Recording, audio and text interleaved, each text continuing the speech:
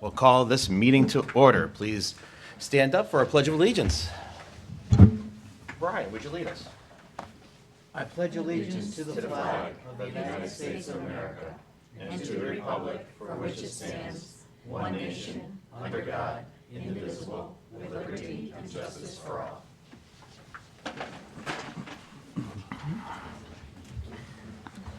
All right, we will move to public comment. If anybody inside the chambers would like to make public comment, please come on up, state your name and your address, and you have 5 minutes.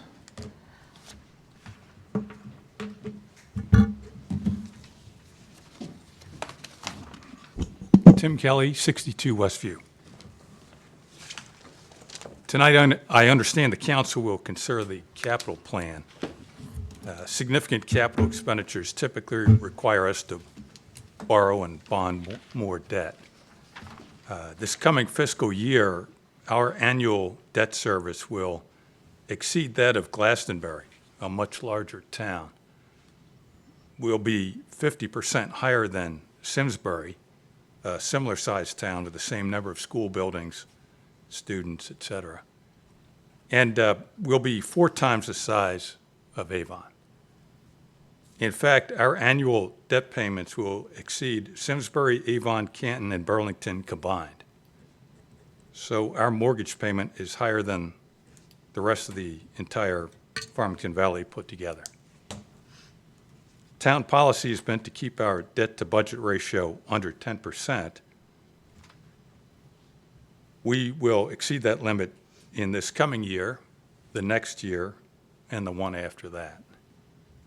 Any potential capital plan priorities in Farmington need to be informed by the town's current committed debt level. Over our 380-year history, Farmington has constructed or acquired numerous buildings. We're not going to be able to renovate or replace all of them in the next 7 years. I think we should be forthright in setting reasonable expectations with stakeholders. Since the school department is up first on your agenda, I did have a question. Because of some past concerns over potential roof leaking at the old high school, the town had allocated roughly $200K to be in place to address any emergency project work. These funds were largely not required. So now that we have built an entirely new high school, where are the funds sitting today? Thank you. Thank you, Tim. Anybody else in the chambers would like to make public comment? Kat, anybody online? There are no hands raised online. No hands raised.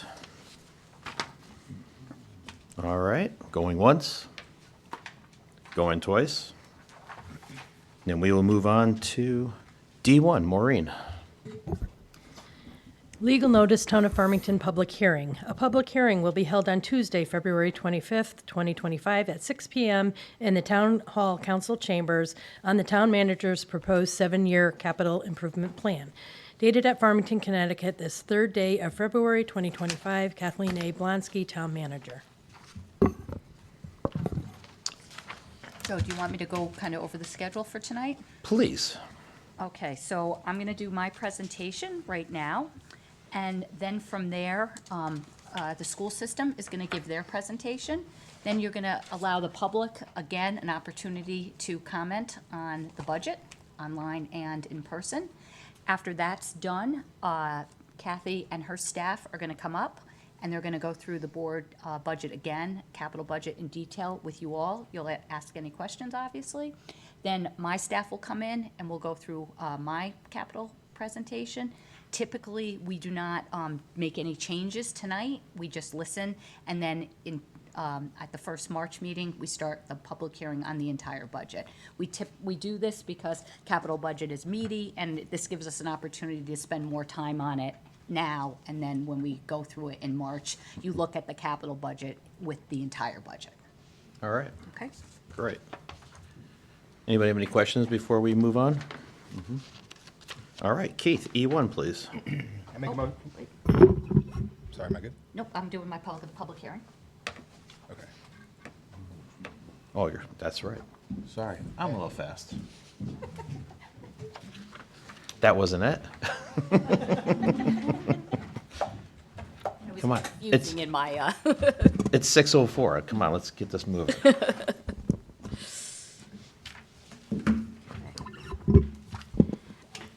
Good evening. Tonight I'm presenting the fiscal year 25, 26, 31, 32 capital improvement program. What is a 7-year capital improvement program?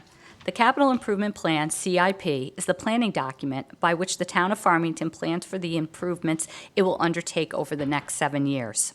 For a project to qualify as a capital improvement, the cost of the item or project should be at least $25,000, and the improvement should have a useful life of at least 5 years.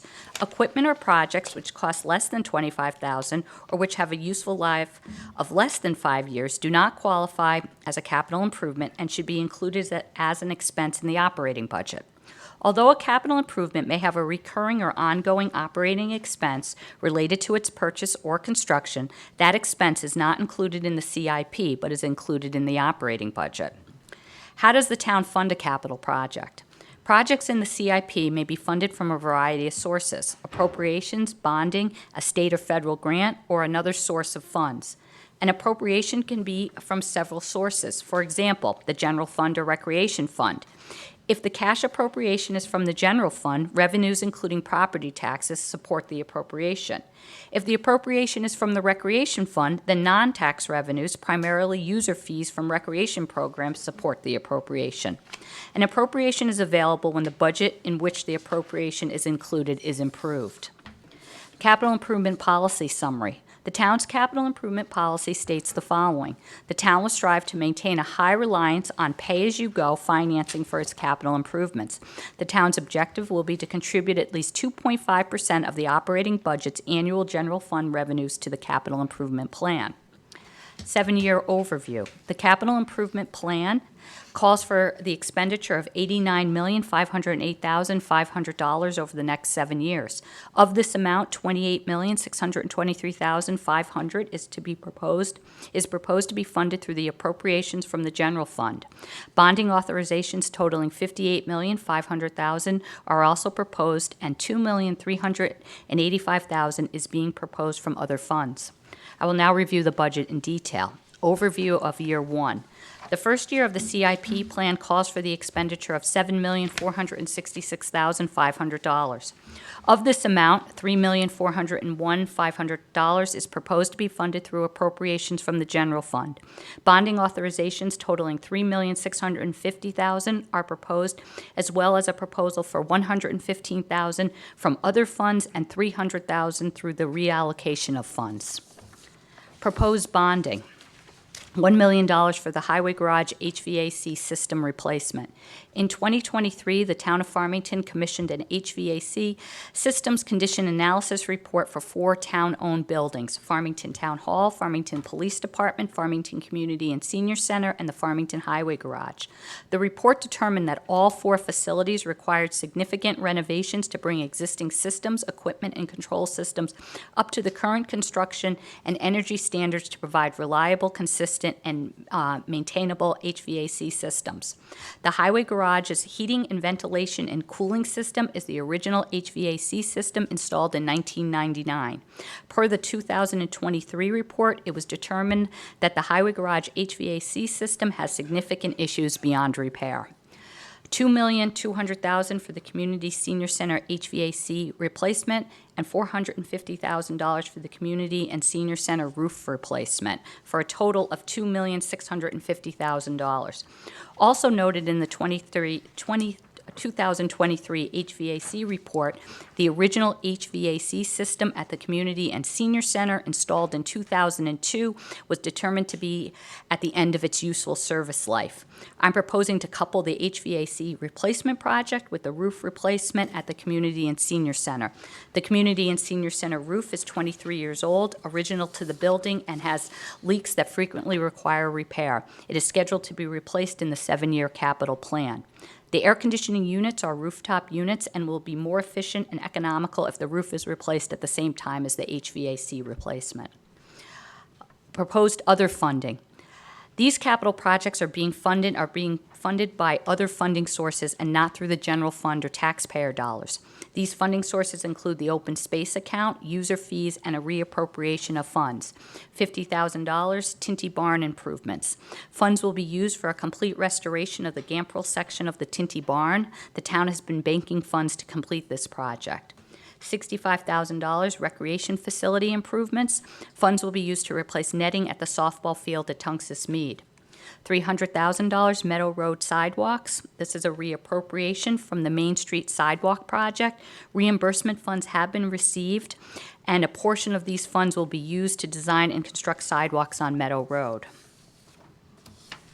General fund cash appropriations, the Board of Ed.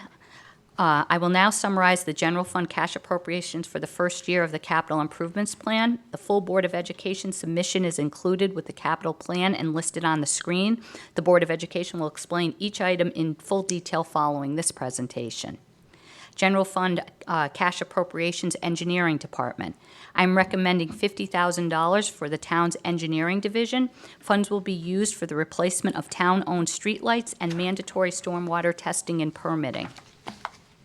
Highway and grounds. I'm recommending $520,000 for the Highway and Grounds Department, which includes funds for the replacement of several pieces of machinery, including an existing 1993 grass field sprayer, an existing 1999 wheel loader, an existing 2006 mower, and an existing 2008 maintenance truck. This also includes funds for town-owned playground maintenance and for town-owned building repairs. Planning Department. I'm recommending $65,000 for the Planning Department, which will be used to hire a planning consultant to assist town staff in updating the 2026 Affordable Housing Plan, and funds for a complete restoration of the Gambrel section of the Tinty Barn. Fire Department. I'm recommending $215,000 for the Fire Department. Funds will be used in part to replace bottles for the self-contained breathing apparatus, which is a multi-year, multi-phase project. Funds will also be used to continue the replacement of turnout gear, to replace fire hoses as needed, and for the final payment of 3 Lucas devices which aid in the delivery of CPR compressions. Police Department, I'm recommending $84,500 for the Police Department. Funds will be used to continue to pay for body and dash cameras and for 7 license plate reader systems. Town Manager, I'm recommending $710,000 for the Town Manager's office. This includes funds for technology improvements and for the state-mandated 2026 revaluation process. Funds would also be used for the renovation to the existing town hall, for unanticipated repairs to town buildings, and to maintain the town fleet replacement program. Community services, I'm recommending $63,000 for community services to fund the town's portion of a grant for 2 new dial-a-ride vans, and funds to begin to replace the community and senior center original kitchen appliances from 2002. Westwoods Golf Course, I'm recommending $100,000 for Westwoods Golf Course to fund the replacement of a 1989 greens mower. Conclusion, the capital budget as presented tonight allows us to make headway to meet the town's capital improvement needs. The capital budget recommends 2 bonding questions. In accordance with our financial forecast, bonding large projects, equipment on a consistent basis, and adhering to our capital improvement policy enables us to fund our capital needs. Drastically reducing our capital budget year after year is neither sustainable nor best practice. The town council will need to balance the capital needs of the town with the overall tax rate in March when the entire budget is reviewed. I look forward to working with the town council as we review my proposed capital improvement program.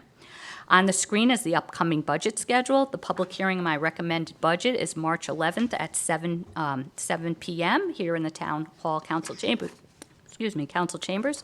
I will now call on the Assistant Superintendent, Dan, who will review the Board of Education's capital request. Thank you.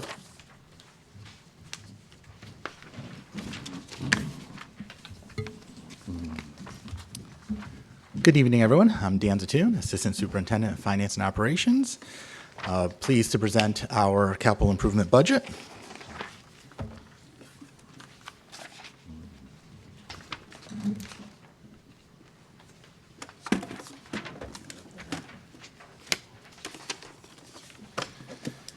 So as you can see, our budget development philosophy has those major drivers highlighted there.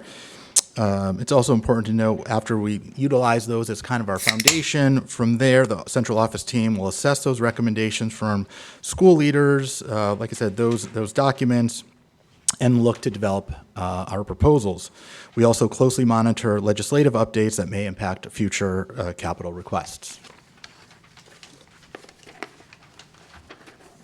I'd like to just highlight some of the things that we have been able to accomplish over the past few years, highlighted obviously by the new Farmington High School, and including right now, currently in progress, the central office and field house facility, as well as developing the elementary HVAC designs.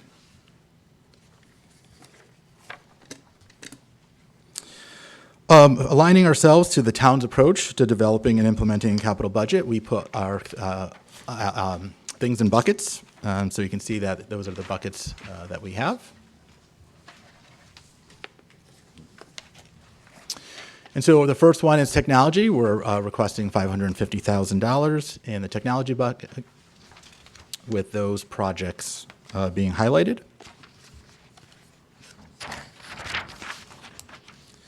We also like to highlight that these funds are also supported by the E-rate reimbursement. Security, $200,000.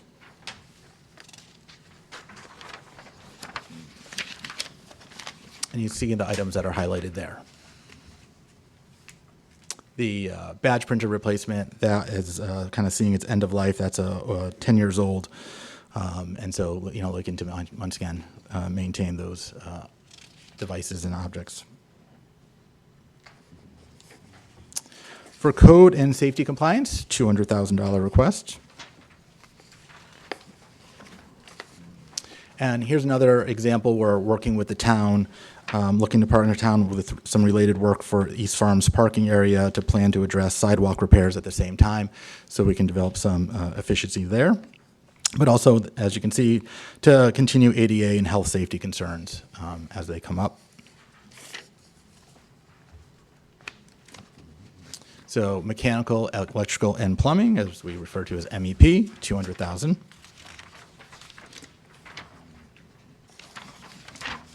So this request also includes another replacement in the phased rooftop mechanical equipment project at IAR.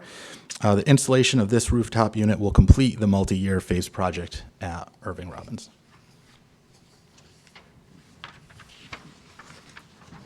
Structural, architectural, $224,000. And this is requested to begin planning for renovation to the Union School cafeteria and library. This was included in the request last year, but ultimately deferred. Based on the K-8 facility review, the library and cafeteria have been dated and perhaps undersized. Allocation would be used to engage an architecture firm to design a project for out-year implementation. And furniture, fixtures, and equipment, or FF&E, $80,000. And that's looking to upgrade the Westwoods Library with some newer furniture that also allows for more flexibility as a learning space. And the IR generator, $140,000. So this one in 2013, a capital project was approved to install a new generator at Irving Robbins Middle School. At the time, an automatic transfer switch was not considered for various reasons. Approximately $40,000 remains in the account being used for major repairs. Due to increased needs for technology and communication systems redundancy, a request was put forth in 24-25 to install an automatic transfer switch. This will turn the generator on and provide backup power to critical district and town infrastructure in the event of a power outage. IAR houses 30% of the district core technology and communication infrastructure. It's also important to note, IAR is a secondary emergency shelter for the town. Also, capital projects for our out years.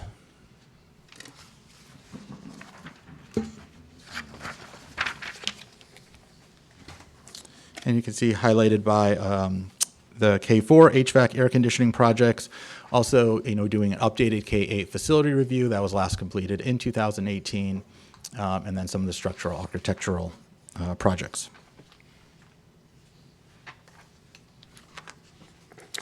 And this is a summary, as Kathy had shown before, of the all the various buckets and the total coming in just under 1.6 million. And this is an eye test to see who can actually read that chart in there, but if needed, we can expand that out for anybody. Thank you very much. Any of the public has any comments? Okay. Thank you very much, Dan. At this time, anybody want to make public comment? Please come on up to the podium. Anybody online, Cap? Nope. All right. And we will close the public hearing at 6:20. Now we can move on to E1. Keith? Make a motion to set a public hearing on March 11th, 2025 at 7:10 PM in the Town Hall Council Chambers on the Town Manager's fiscal year 2025-2026 recommended budget. Second. Motion is second. Kathy?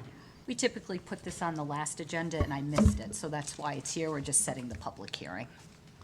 Excellent. Any questions? All in favor? Aye. Aye. Opposed? Motion passes. E2, make a motion to consider the fiscal year 2025-2026 to 2031-2032 seven-year capital improvement plan. Second. Motion is second. Kathy? So now, the school system will come up and we'll go through their capital improvements. Thank you.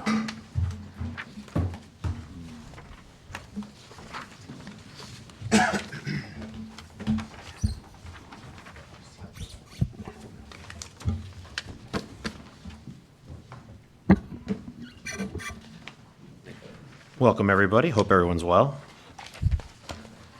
We finally had sort of a nice day today. Enjoying the warm-up, and hopefully it'll continue.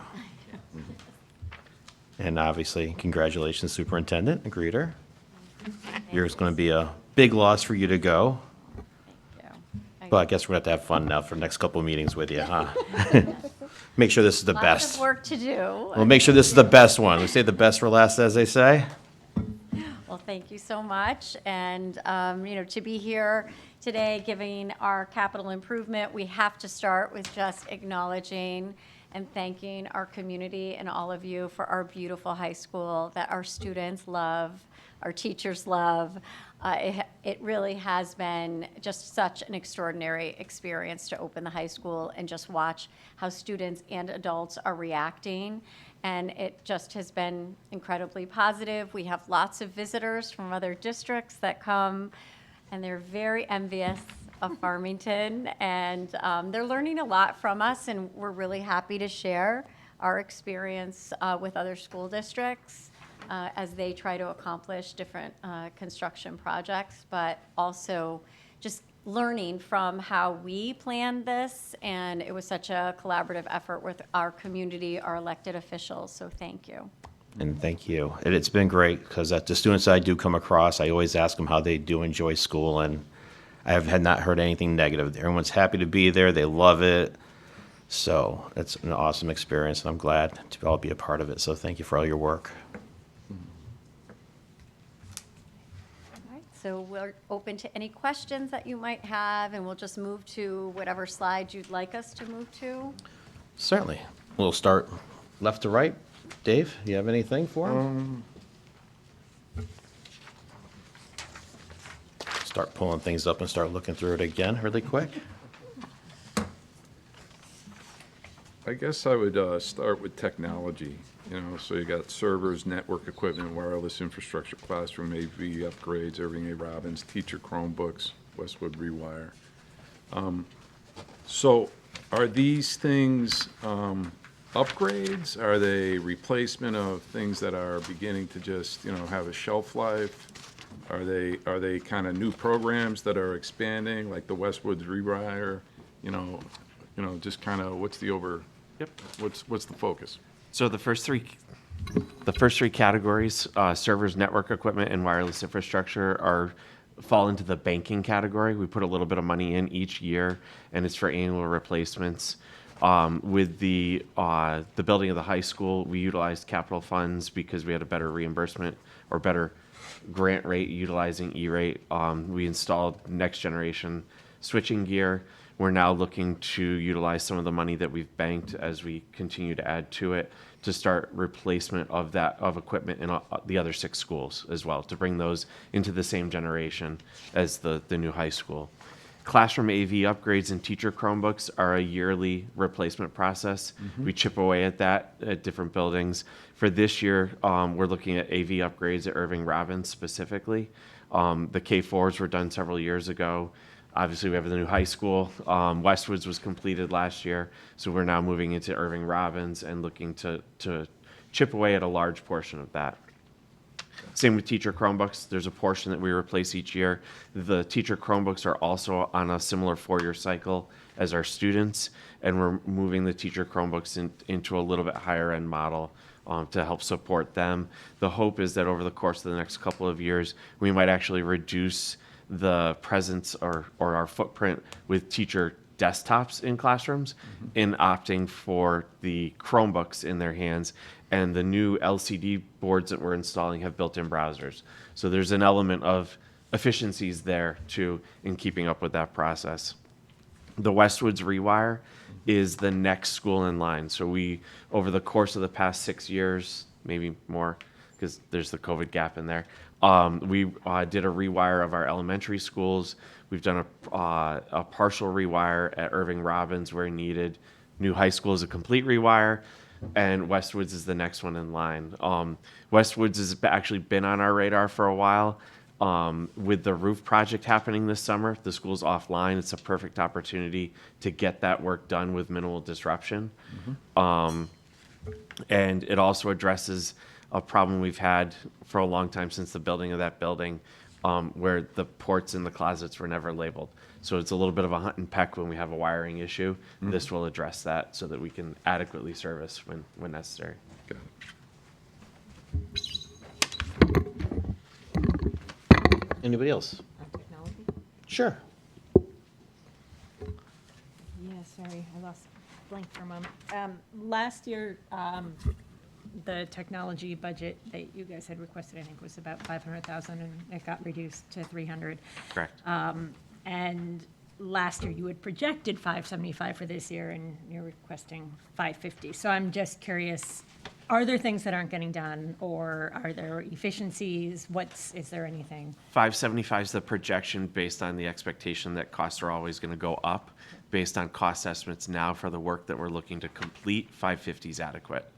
And you don't need any makeup from what was reduced I last? deferred, so the hope was a big chunk of what I deferred last summer was the Irving Robbins classroom upgrades, which have been deferred to this year. Okay, thank you. Anybody else for technology? Brian? Yeah, follow-up question to that. And now that we've had the high school open, what are the benefits of the upgrades that you're seeing to the wiring and the service to the core and the wireless infrastructure that you're hoping to find at IAR and Westwoods? What are you trying to solve, or what are the benefits of doing that? So on the switching and wiring portion of things, the new switchgear offers some opportunity in terms of, from the security standpoint, in terms of identification of potential threats and shutting ports down. Beyond that, it also supports higher bandwidths for the future. While we might not be utilizing it today, the CEN, Connecticut Education Network, is undergoing an upgrade of all of its infrastructure. That's who provides us with our internet service. Within the next year, we'll have a 10 gigabyte handoff to our schools. So we'll be able, today we can communicate internally at 10 gigabyte. We may have the capability of doing more across all schools, but we have to get those other schools up to date as well. On the classroom technology portion specifically, the high school is the first school where we've actually eliminated those classroom desktop machines. So a teacher walks in the room, they have their Chromebook, they have the board on the wall. So there isn't that necessity to go in each summer and have to, or twice a year sometimes, run updates on those machines. They are adequately, they have the resources in their hand that they carry with them and the resources in the room without some added overhead. Does that save us on the overhead then? That was going to be my question. It's overhead. It's time. It's staff time each summer when we because In most of our schools, each summer, we touch a classroom computer twice. Once to update it, we then disassemble it because they come through and the custodians come through and clean the rooms. And then just before school starts, we go back in, we touch the machine again to put everything back together and make sure that there's any other updates that may have come out over the course of the month and a half. So it's a lot of time. Oh, well, that's an awesome savings then. Thank you. Anybody else? I have a question. Forgive me if you said it and I missed it, but how many teacher Chromebooks are you looking to purchase? And then what's the usual like shelf life, or how long do you expect to get out of them? We expect about 4 years, similar to the students. And the cost, that the teacher Chromebooks fluctuate a lot more. The average price of a teacher Chromebook right now is about in the $375 to $400 mark. We are getting the teachers 15-inch models, not the 13-inch that the students have. So they're a little bit larger. There's a little bit of an uptick on that pricing. Basically, I look at what we have available for funding and try to fit as much in as I can.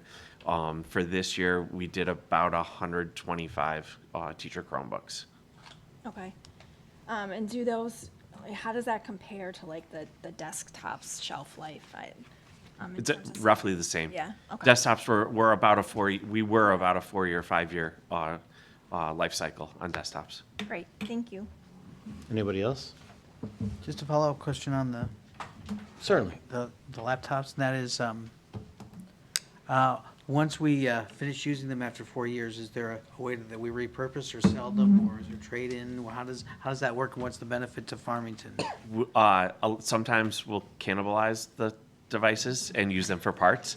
At times when we do large collections, I work with a recycling company that also sells parts, and we actually sell back the older devices for a fraction of the cost. We get a little bit of money, which is given to us as credit to buy replacement parts for other devices as well. Okay, awesome. So it's not going in the trash, so there's a benefit. Correct. And sorry, just to add to, and you can confirm for me, a lot of, with Chromebooks, the OS, they don't update it or they don't maintain it after a certain shelf life on it. And so then it becomes something where you can't really continue to use it without being able to get the updates it needs for security or other pieces. So that's why sometimes, we need to either cannibalize it or just go to, e-recycling for it. Okay, thank you. I don't mean to jump, but I think part of the IAR switch, I think you were saying, is there some technology part involved with that? The At Irving generator Robbins, switch? yeah. Yeah. So as it stands today, the generator has to be turned on manually when the power goes out. We have UPS units or backup batteries in our data room at Irving Robbins. It will only sustain that data room for approximately 20, maybe 30 minutes. Power outages don't typically happen during the day when everybody's in the building. And so once that battery runs out, our equipment does not shut down gracefully. When it does come back up, we hold our breath to make, hopefully it comes back up nicely. We have had instances in the past where it has not, and it's taken us the better part of a day to rebuild things to get things back up and running, which can impact operations. We have had instances where it may have gone down over the weekend and we don't know that it went down. We come in Monday morning and things have come back up, but they have not come back up gracefully, and we have systems across the district that are down. This transfer switch, Yeah, I understand that part. Is the IAR, is that the hub of a backup system for the schools? it's a portion of our infrastructure. So we have infrastructure at the high school, and we actually have infrastructure here at Town Hall that we haven't moved back to the new high school yet. Yep. And we have infrastructure at Irving Robbins, and it provides geographical redundancy as well, so that if something's going on this side of town, we can logically move things to that side of town and vice versa. That's what I was looking for. I wasn't sure if everything was going to eventually be moved up to the high school since it's a newer technology, newer facility, all that stuff, but obviously there's a plan in place to keep it separated in Right. case. We do have the advantage, the new high school does have the automatic transfer switch on that generator. But the same thing is true. If something were to go wrong, the generator just doesn't fire one day when the power goes out. We still have the ability to keep things up and running at Irving Through Robbins. That was just my reason why to go over there for the technology part. Can I ask, so then, does that mean for us to have Sorry. like a critical data loss, we need, maybe I'm just being dumb, but does that mean both of them need to, this one needs to not work and this one we need to not have somebody there to turn it on at the right time? Or is there information that is strictly at IAR that is not over here, and so this one not coming on would cause a loss? A little bit of both. Okay. A little bit of both. And critical data loss, I mean, in most cases, we're not losing data, we're just losing functionality of systems. Yeah, it's Because our data is backed up off-site as well. Yeah. So, but to restore systems from an off-site backup, that takes even longer than a day. And the information hub, if I'm not saying it in the right parlance, I know, but the one that's at Town Hall, does that have the automated transfer switch too? You said there was one at Town Hall, one at the high school? The generator here at Town Hall does have an automatic Okay. transfer switch, yeah. Okay. Which is why we moved infrastructure out of the old high school here, which is part of our system that we work collaboratively with the town on. And we're planning on moving it back up to the new high school. Cool. All right. Joe, I have Yes. Matt, you said school systems at IAR. Are there any town redundancies? So as it stands right now, the only town service technology-wise that is critical is the wireless infrastructure. So we house the controller for the Wi-Fi, which helps service the Wi-Fi here at Town Hall, the Wi-Fi at the library, I think the Wi-Fi down at Public Works. So if Irving Robbins is down, then that impacts town Wi-Fi as well. There's a couple of other backup services that are not as critical, but yes, we do. I mean, I work collaboratively with Brian, and we will shift things as necessary. If he has something going on here or at the PD or somewhere else, and he needs to move something to infrastructure that's up and running, we work with him collaboratively on that. But really, it's the wireless. The other town piece is the shelter piece, and the fact that it is a secondary shelter. And when, this isn't related to technology, but when the generator goes down, say, on a Friday at midnight and no one notices until Monday, does that also impact, say, food that might be in a refrigerator? Yep. Yeah, if the power's out for more, was it 4 hours? 4 hours, food safety. 4 hours, yeah. So this is the whole. Yeah. This is like the generator that'll cover the. That'll cover the everything. refrigerators and freezers as well, correct? Right, thank you. All right. Thank you for allowing me to jump over that. So anything else about technology? Yeah, I just had a quick question, and this is more a numbers thing. You know, in the beginning with the servers, network equipment, and wireless infrastructure, and Matt, by the way, you're very well-versed in what you do, and we appreciate that, number one. But you said, like, you bank things. So like, when you look at a spreadsheet that's at the end of your presentation, right? Banking things is fine, but how do we know what's banked and what's carried over, and when you have enough money at some point to pull the trigger on a project? Like, in looking at these numbers, Looking at those, you won't see it. And so as it's for this proposal, right now I'm looking at about $50,000 in core infrastructure, $100,000 in network switchgear, which is a little bit more than what I normally would put in each year, and that's because I'm looking at the next gen switchgear and leveraging the E-rate funding. We're at the last year of our Category 2. $100,000 in wireless, again, similar, replacing access points at the other schools to be similar to the infrastructure at the new high school.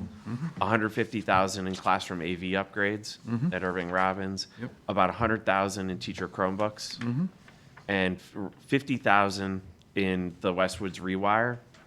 And that's because I have some cost estimates, and we did put a little bit of money in a couple of years ago to start that project, but it got deferred because of summer activities, and it wasn't a full project. Now I'm looking to, I should have the full amount to do the Westwoods Rewire this summer. Okay, great. Okay, thanks. Yep. Yep, thank you. Last call for technology. Let's move to security. Brian, you have anything?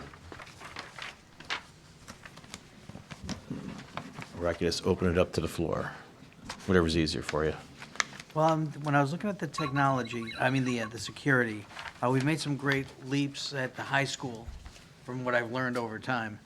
How are things in the other schools in terms of security? I mean, obviously they are secure, but there are things that need to go into place, and what are those exactly? So a lot of those, as we kind of put in there, additional camera locations Yeah. is always, critical for that. Also creating more access control, for, points of entries, as allowing there.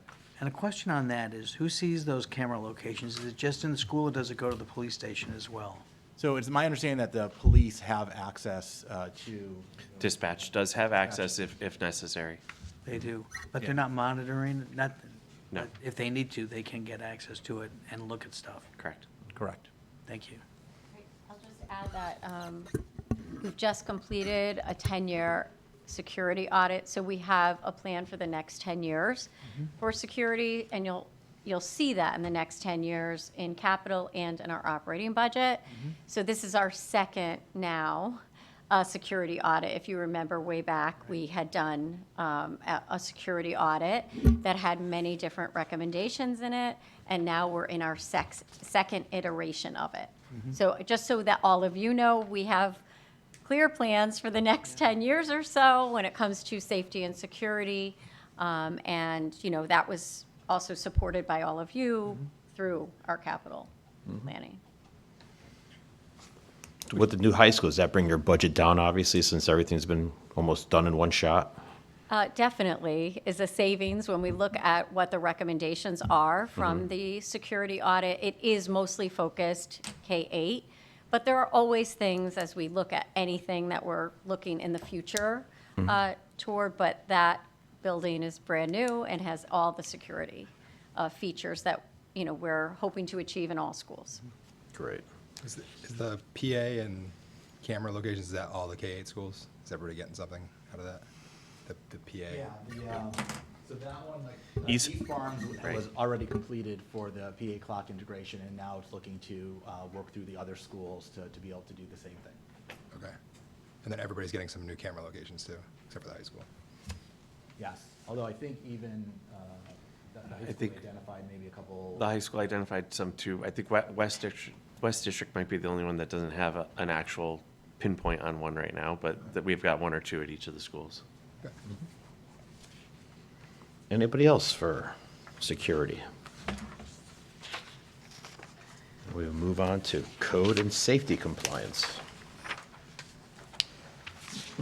You did mention some stuff for for East Farms. Yeah. So are we redoing sidewalks over there, the way we pull in, pull out? Yeah, and that's another, and it's again, joint venture working with the town. One of the things we've seen a lot is a lot of traffic flow issues with East Farms in there. Because when the way they kind of turn them around, there's a fenced area, so, two cars can't come in at the same time. And so the security person is, kind of stops and holds, and it causes there. So looking to, kind of expand that out and do some work that the town is supporting that part of it from the, roadways, driveways. But while we're there and we have some opportunities to look to see where there's some sidewalk repairs we could also do just to kind of create some efficiencies and take a look. So some of it, we'll look to see if they can work kind of concurrently. And sometimes we want to make sure that, or waiting for one project to complete and then we can kind of build up from the other project in there. But then also to look for, other, sidewalk repairs as they kind of come up. Anybody else have questions? Can you just give some examples of the ADA and health safety concerns that are being addressed through the updates? So that's a great question. So we really utilize the K-8 facilities review and some of the other, kind of safety pieces. Every year, we also do a, tools for schools audit of going through the buildings and looking. And so, from there, we identify, we work with custodians, the building leaders, and just identify any areas that have pressing needs. And once again, prioritizing them and working through, all of the different projects to make sure all the schools stay safe. Anybody else? All right. MEP.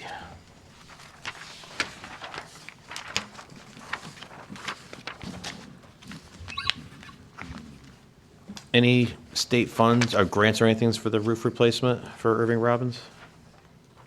For the rooftop unit? Yes. So, interesting you ask, I guess.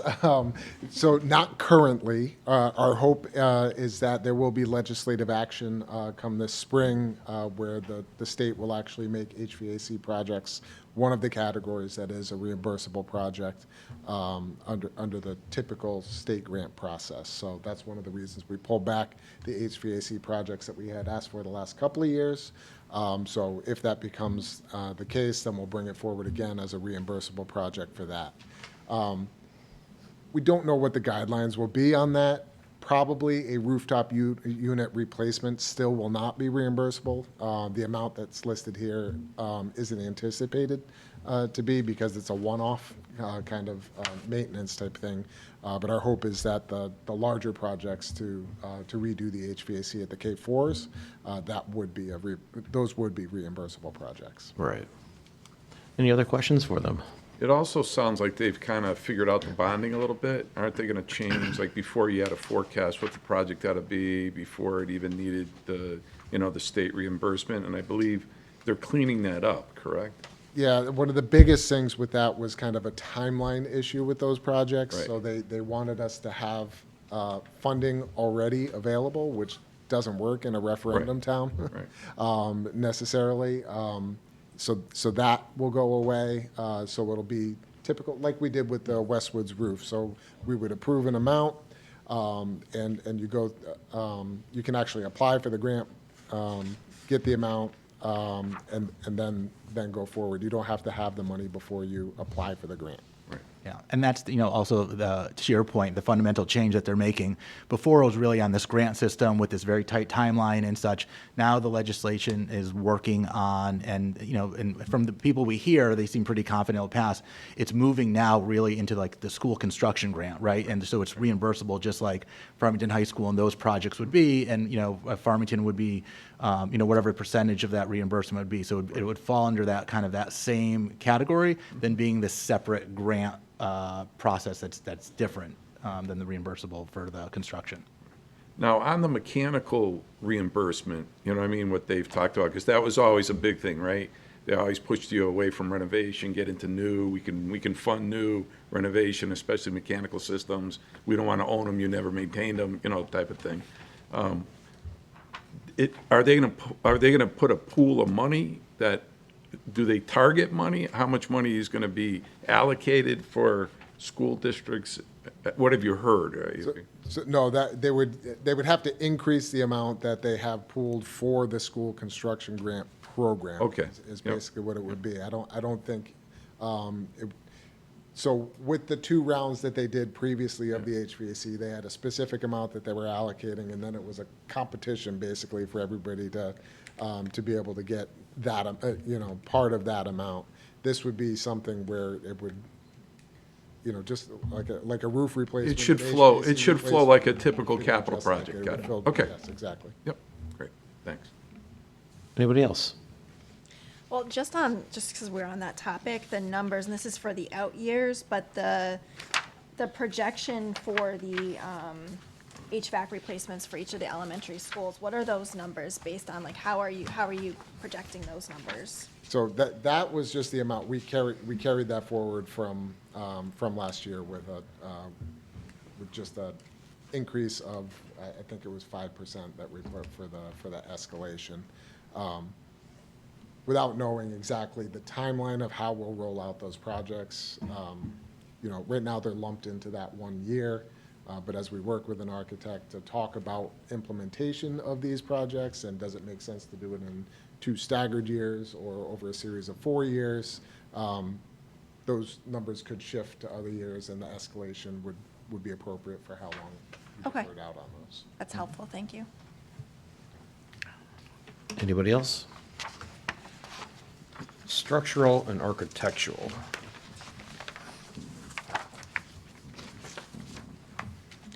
Only for Union School. Is this due to projected enrollment more, or is this a needed fix? So this was part of a program improvement that was in our K-8 reviews. So we had done K-8 facility reviews around the time that right after we had done the high school review. And we've been working off of the recommendations for many years now, trying to get to a place where we get to everything that's within those reports. But this was a programmatic recommendation because they're both undersized even for the school population that's there right now. And so that's a project, I think that's a priority for the school. It has a lot of impact, whether it's, when you look at all the other schools and their libraries and their cafeterias, it's much, much smaller. And just like we've said in other schools, sometimes that makes us have more lunch waves, which then affects our academic schedule. So it definitely was a recommendation within the report. And, now it's finally coming to the point where we're recommending that happen. But this would be just the design of it. So we're ready to then recommend the project in an out year. Any questions? Kathy, is this essentially like, we did East Farms a few years ago, right? And Yes, like the we did. library and was it the library and cafeteria as Yeah, well? It was the library, so we had an opportunity because we were doing the vestibule, the security vestibule, and moving the office to the front, that we were able to take an incredibly undersized library, move it across the hallway, because that's where the main office was, and we were able to take down walls and achieve a much larger library, which programmatically has been amazing for the school and our students. So that was just an excellent project. And then on the other side where the library used to be, we added the art classroom that used to be at the front of the school, and teacher's lounge that was also moved from the other side of the hallway. So it was really an excellent project. So yes, very much in the same way that we're recommending this, that these are undersized spaces that need to be enlarged for the population, and they will have both academic and kind of health and safety benefits overall. And enlarged for the populations that take into account the projected populations moving forward. Yes, it's always, yeah. Farmington's like, unlike other schools, we're actually increasing. Yeah, I mean, we have projections that we do every single year, so they're very much updated to kind of show where things are going. There's not a big decrease ever. I mean, we are one of the only districts in Connecticut, along with South Windsor, that never saw a decline during the time that everyone else was seeing a decline in enrollment. We've had the most stable enrollment here, and so we're not anticipating that going down. And in fact, we just did an elementary enrollment project, so we're actually balancing out the schools. East Farms was a bit overcrowded for the actual size of the school, so we're rebalancing the schools in this coming year. So we studied it, a recommendation was made, the board approved that recommendation. We're in the process of transitioning, families from East Farms to NOAA in the next year, and that will just create a situation where we're not overutilizing one building and underutilizing another. So it really balance the four elementaries. And related to the whole capital plan, you've referenced the K-8 facility review studies, and I know that those are several years old now. Yeah. I don't know how many. Are we making good progress on them, and is there a need to do another study in the coming years? Yeah, so the last one was 2018, I believe, and actually that was one of the recommendations for the proposals for the capital budget, is to start, doing the kind of the next generation of K-8 facilities review, so that can help us guide, our planning for, the foreseeable future. Anybody else on this? Because the ventilation projects, you kind of kick those off for a year, and obviously the reasons you explained. On this, could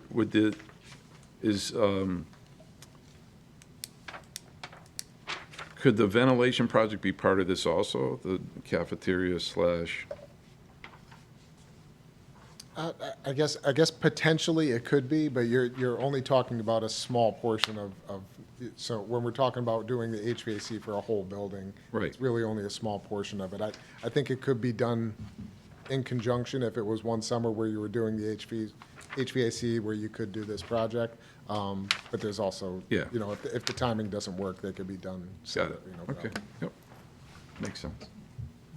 I have sort of a random question. You brought up the re-enrollment assessment or that's being done and the changes from students moving from East Farms to NOAA. And I think I recall that preschool was going to move from NOAA to Westwoods. Westwoods. And I didn't see anything in the capital project requiring any changes to Westwoods. And so is that something that you were able to do without changes to the classrooms there? Or No, it's once again a great question. So the couple phases of that is for Noah Wallace repurposing the pre-K to make them more traditional classrooms, grades 2, 3, 4, and so on. That we're going to do through major projects funds and having the funding there. Mostly at this point, carpeting, painting. We're identifying current classroom furniture that we have at school. So East Farms will still have maybe some reusable classroom sets and go there. But whatever we need, we'll be able to use some of the major projects to get classroom furniture sets.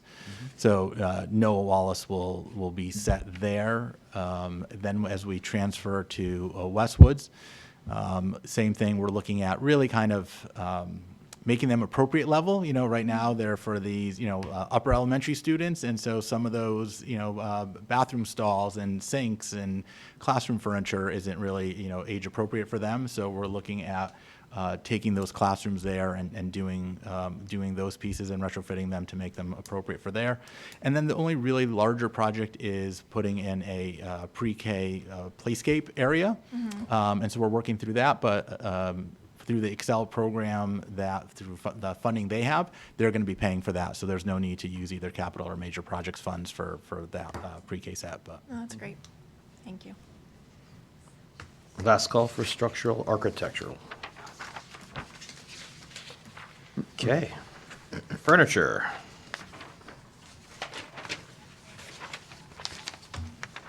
Any questions for the Westwoods Upper East Library furniture?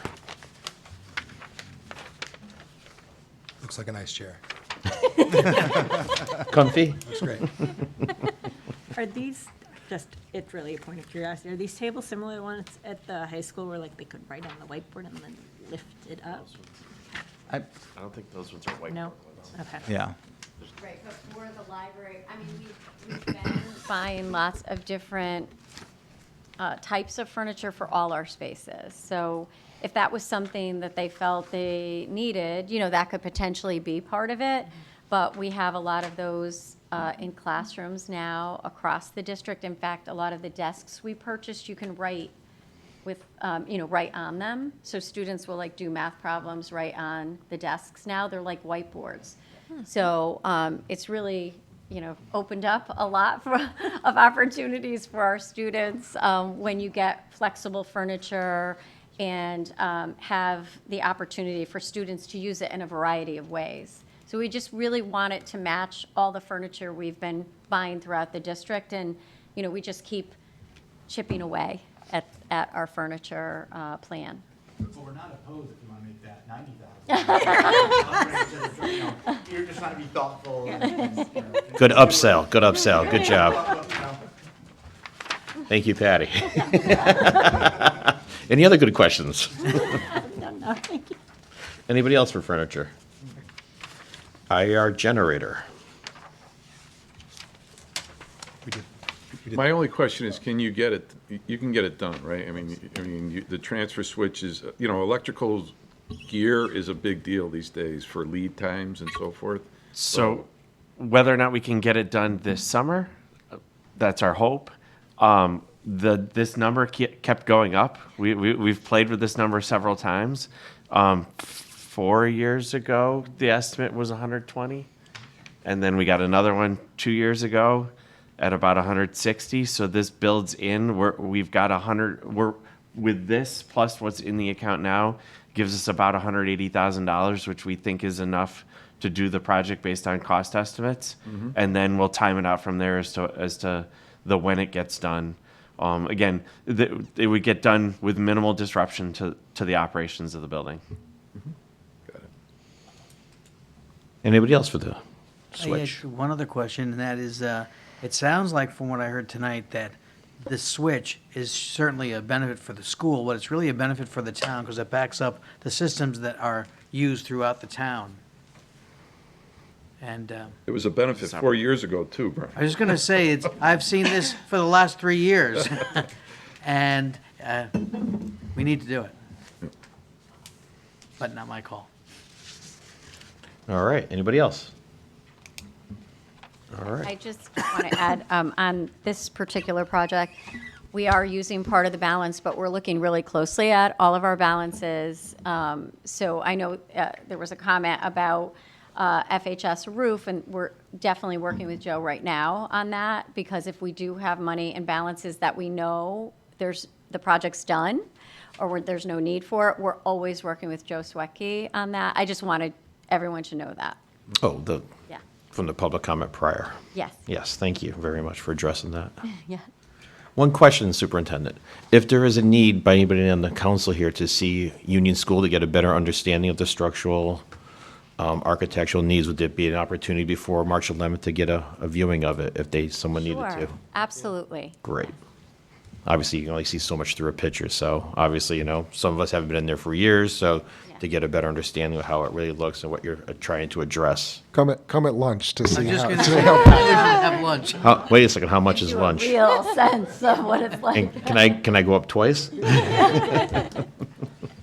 So, but we feel good about the data from that 2018 study in doing something like that Union School project, where it's not dated at this point, like going forward with a major repair like that, we feel like we don't need to do this new facility review before we do some big undertaking like that. What I would say is, being a new person in the, in the district, so not really having had read that K-8 facility, I'll be honest, when I went there and I saw the library and the cafeteria, I was like, there was a little bit like Union shock. School, there's, anybody who lives in it, it's small over there. Yeah, and so just, I think from a qualitative perspective, you could probably see that Yeah. it would benefit, like I said, programmatically safety from just, a larger space, in there. So, Yep. so yes, to answer that question, yes, I would feel comfortable that 2018 still holds up now as far as accurate reporting. Cool. And the amount that is requested for that is probably a little larger than just that, hey, here's the idea, send out a sketch. That includes an amount where an architect would come in, sit with teams at Union School, district level administration to kind of reprogram, rethink that. It has been 7 years, 8 years, so let's look at enrollment, let's look at, what programmatic needs can we fill that are current, as opposed to what might have been the reasons for it then. Thank you. Any other questions about anything else on their presentation? We're all good? All good? Well, then I thank you all very much. Thank you. I hope you have a great night, and we'll see you in a couple weeks. Bring cookies.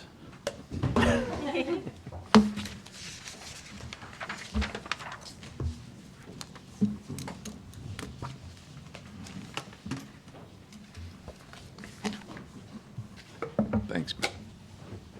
I think at this point, we're going to take our break now, Cap? Or do you want to continue on for a little bit? All right. Then we are going to take our half-hour break.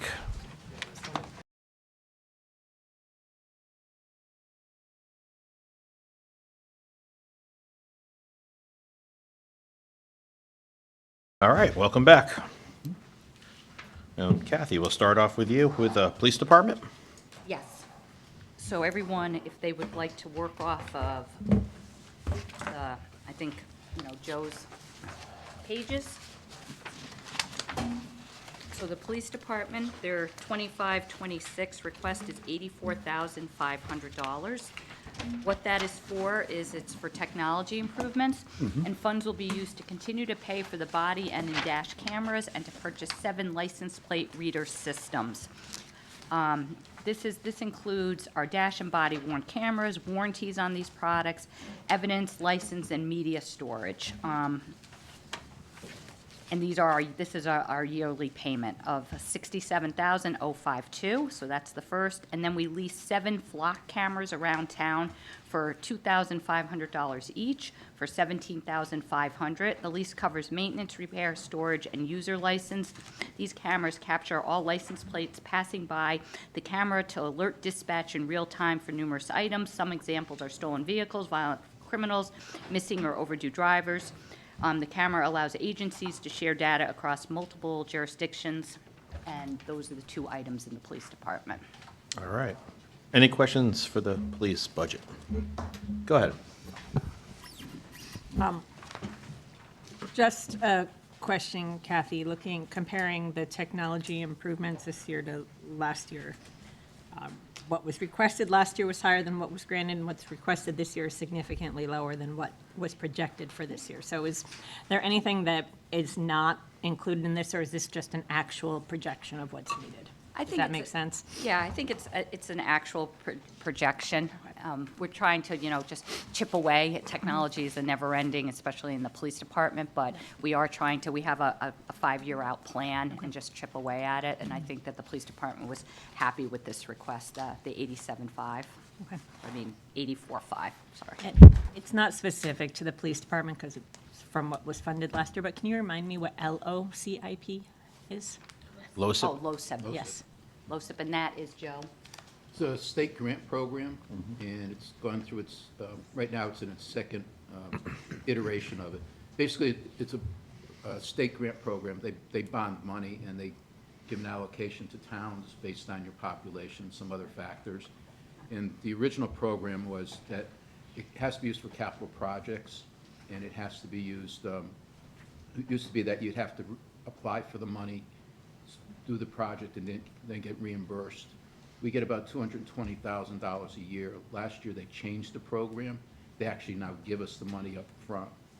But it's kind of unworkable in its present iteration because they give you the money up front, they give it to you at the end of the year, and they give it to you, and you have to spend it within 3 months supposedly, or obligate it within 3 months from the time they give it to you. So we're trying to plan for how we're going to do that. It's basically $220,000 each year, and assigning it to projects, and we have to report to them by September, I think it's September 1st, as to how we're spending the money each year. So, but again, it's bond money that the state has issued bonds on. They give it to us, and it's a grant, and you have to use it for capital projects. Thank you. Anybody else for the police department? Nope. All right. Fire department. The next one is the fire department. The fire department has 4 requests in the 25-26 year. The first one is $75,000 for SCBA replacement. This is a multi-phase project to replace bottles for all the self-contained breathing apparatus. As you know, we continue to have programs to replace it. It's one of the most important things for the fire department to keep up on it. So this is our replacement of our self-contained breathing apparatus. The second item that they have is turnout gear, $70,000. Funds will be used to continue the replacement plan for turnout gear so that we have everyone that has it's ongoing replacement of the turnout gear for all our active firefighters. So it's in the budget for the outcoming years. $30,000 for hose. This will be used to replace fire hose as needed. We test all our hose, and then when you need new hose, we replace it as needed. So this is $30,000 for to replace hose. And the last item is $40,000 for Lucas devices, and this funds will be used for the last payment of the purchase of 3 Lucas devices for the fire department. The Lucas device is a piece of equipment that does mechanical compressions during CPR. And so that's a really important, and this is our last payment for that. So those are the fire department's 25-26 request. And most of these, I would say, are extremely important and are, you know, safety types of things to continue with our plans, our phasing and Yeah. replacement plans. Very. Any questions on the fire department? Is that the cost for one hose? Or No, is that? No, it's how like many? a replacement as you go. Oh, okay. Got it. It's, you buy it in sections, so just based on the amount of sections that you buy.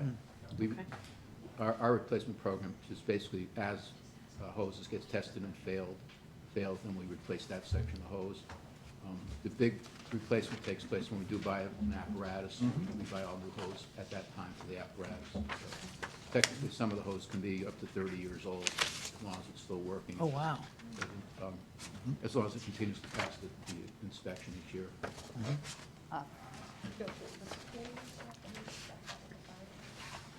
Yes. Yeah, maybe just mention that. One, we did get somewhat disappointing news. It's not really unexpected because it was part of the contract and that's what it said, but we were hoping that they were going to move the building of our fire trucks quicker than what the contract said. But we just got notification that it's definitely going to be 4 years out before our new fire trucks come in. It's like unbelievable how slow it is. It's, we were hoping that it was going to be much, you know, even though that's what they said, it looks like that's what it's going to be, at least at this point in time. So, kind of disappointing. But, We'll be replacing it by the time we receive it. Joe, I have a follow-up question. Certainly. Go ahead. Joe, you said the hose comes with, like, when we get a new apparatus, new hose, the cost for the apparatus, does that include the new hose? Okay. Yeah, basically, for example, the Quint that was purchased, council approved the purchase of the Quint, about $100,000 of the cost is actually the outfit, the hose and whatever else, the things that you can, removable equipment that comes off and on the apparatus. So that's part of the cost, it's about 100. And actually, you know, the follow-up with Kathy was saying that one was supposed to come out in 4 years or 3 years, but the equipment itself, they're ready to ship that to us. So we can get $100,000 worth of equipment that's going to sit here for 4 years, waiting for the truck. yeah, really. Does it degrade while we, I'm sorry? if we were to, if we accept it, does it degrade while We're we're not waiting gonna for the accept truck? it. Oh, okay. Where would you store it? No. That'd take up a whole bay. No, we're not taking any. Okay, just confirming. Anything else for fire department? All right. Recreation. Jesse?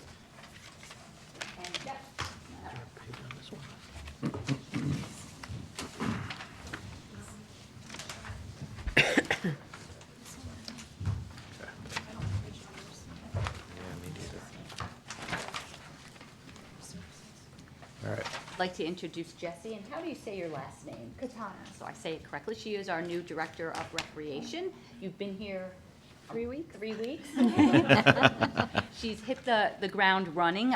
She is going to be coming to another town council meeting. We're going to bring in the team. We are, have a new golf pro, Jessie. I think we talked about maybe, I think I did, a new restaurant owner at the Westwoods Golf Course, which is Carol's Hot Dog, or Lunchbox. So she's coming. And also I thought we'd bring in our maintenance staff, just the whole team. So anyway, that's going to be at another meeting, but Jessie has been doing an excellent job for us. She's hit the ground running. I gave her, she came in on day one, and we said that there's a steep grant for Tungus Mead that needs to be written in 2 weeks, and she got it in for us, and so she's doing an excellent job for us, so thank you. Thank you. And Jessie, you came from, why don't you just give the council? So I came from North Branford. I was over there as their community recreation and parks director for 5 years, and prior to that, I was in Bristol for 7 years as their recreation supervisor. Was the grant part of the hiring process? Who writes the best grant? Yes, it was my probationary trial run. All right. Any So- questions? Jessie just has one item. It's recreation facilities improvements. It's an O. It's funded from other, not the taxpayer. And its funds will be used to replace netting at the softball field at Tungus Mead. And not a difficult one, but I did want Jessie to come in to meet everyone. Excellent. Any questions for her, even though it's a, I had like 10 on that netting, but I'm You gonna gonna- table them. I'll email you separately. Sounds great. anything else? Well, welcome. Thank you. Look forward to seeing all your present and future ideas come through. Wonderful. Thank you so much. Thank you. Thanks, Jesse. Thank you. This is how it always is, Jesse. There'll be another grant test tomorrow. Public Works. All right, I think the next one on the schedule is Mr. Arnold Russ, and it's the Westwoods Golf Course.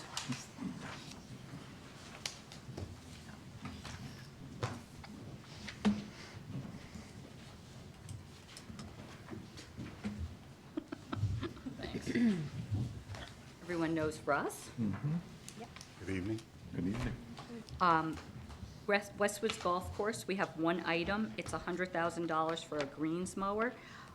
This funds will be used to replace an existing 1989 greens mower. So I would say it's in need.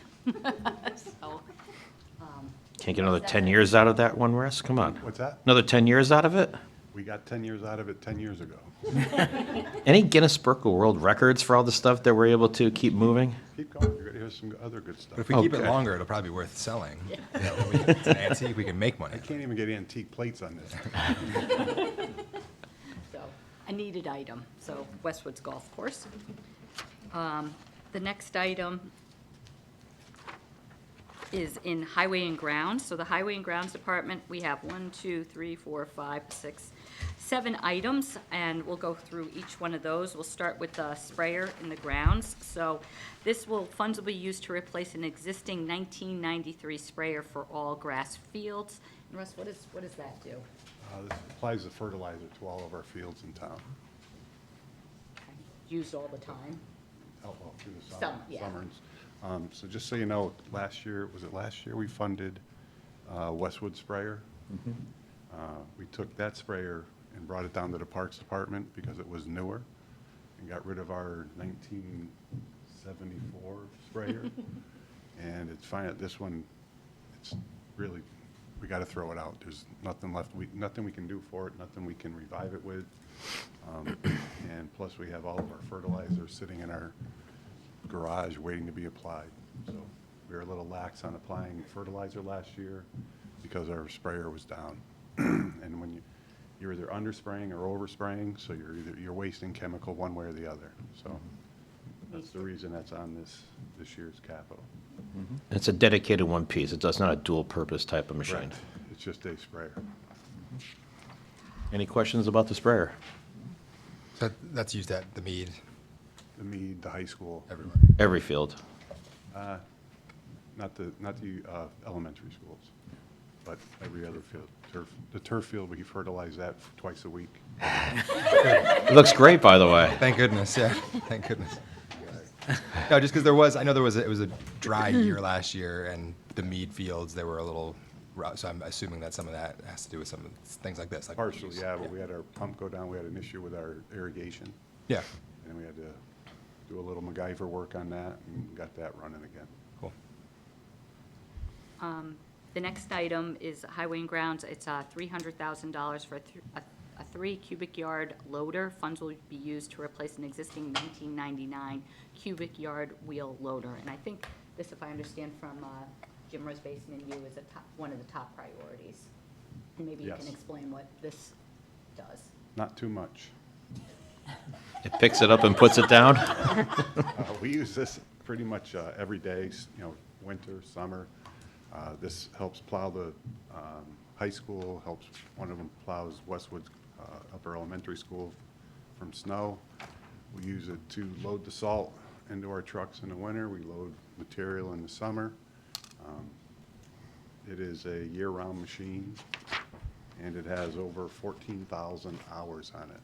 If you were to equate that out, my best guess would be it would be about 300,000 on a vehicle. 300,000 miles, and it's tired. And I assume now with the new ones that they have, they're more gas-friendly or diesel-friendly, so you get more. They are. We're actually using one right now, like a loaner, to try it out. And through this last storm, I think we filled it up twice. Yeah. And the old one will fill it up 4 times.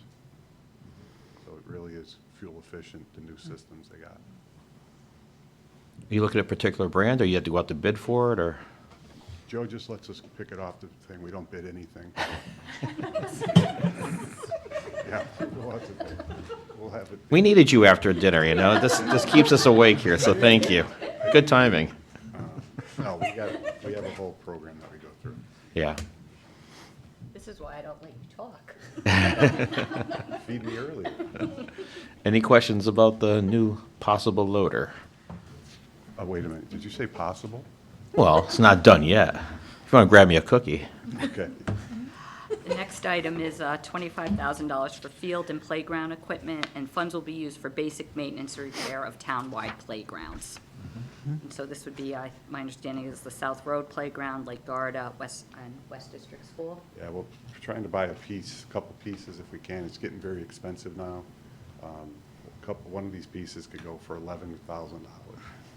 We used to be able to say outfit, the Lake Garda playground or South Road for about $15,000 to $18,000 for 3 or 4 pieces.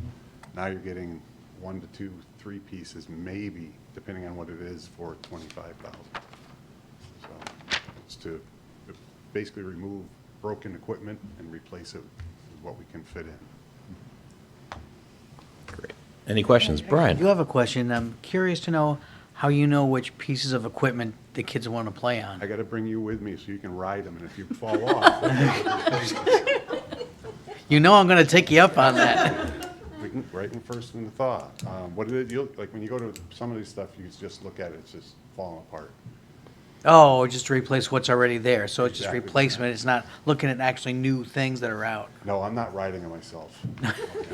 But no, it's basically replacing an older piece of equipment that's truly seen its better day.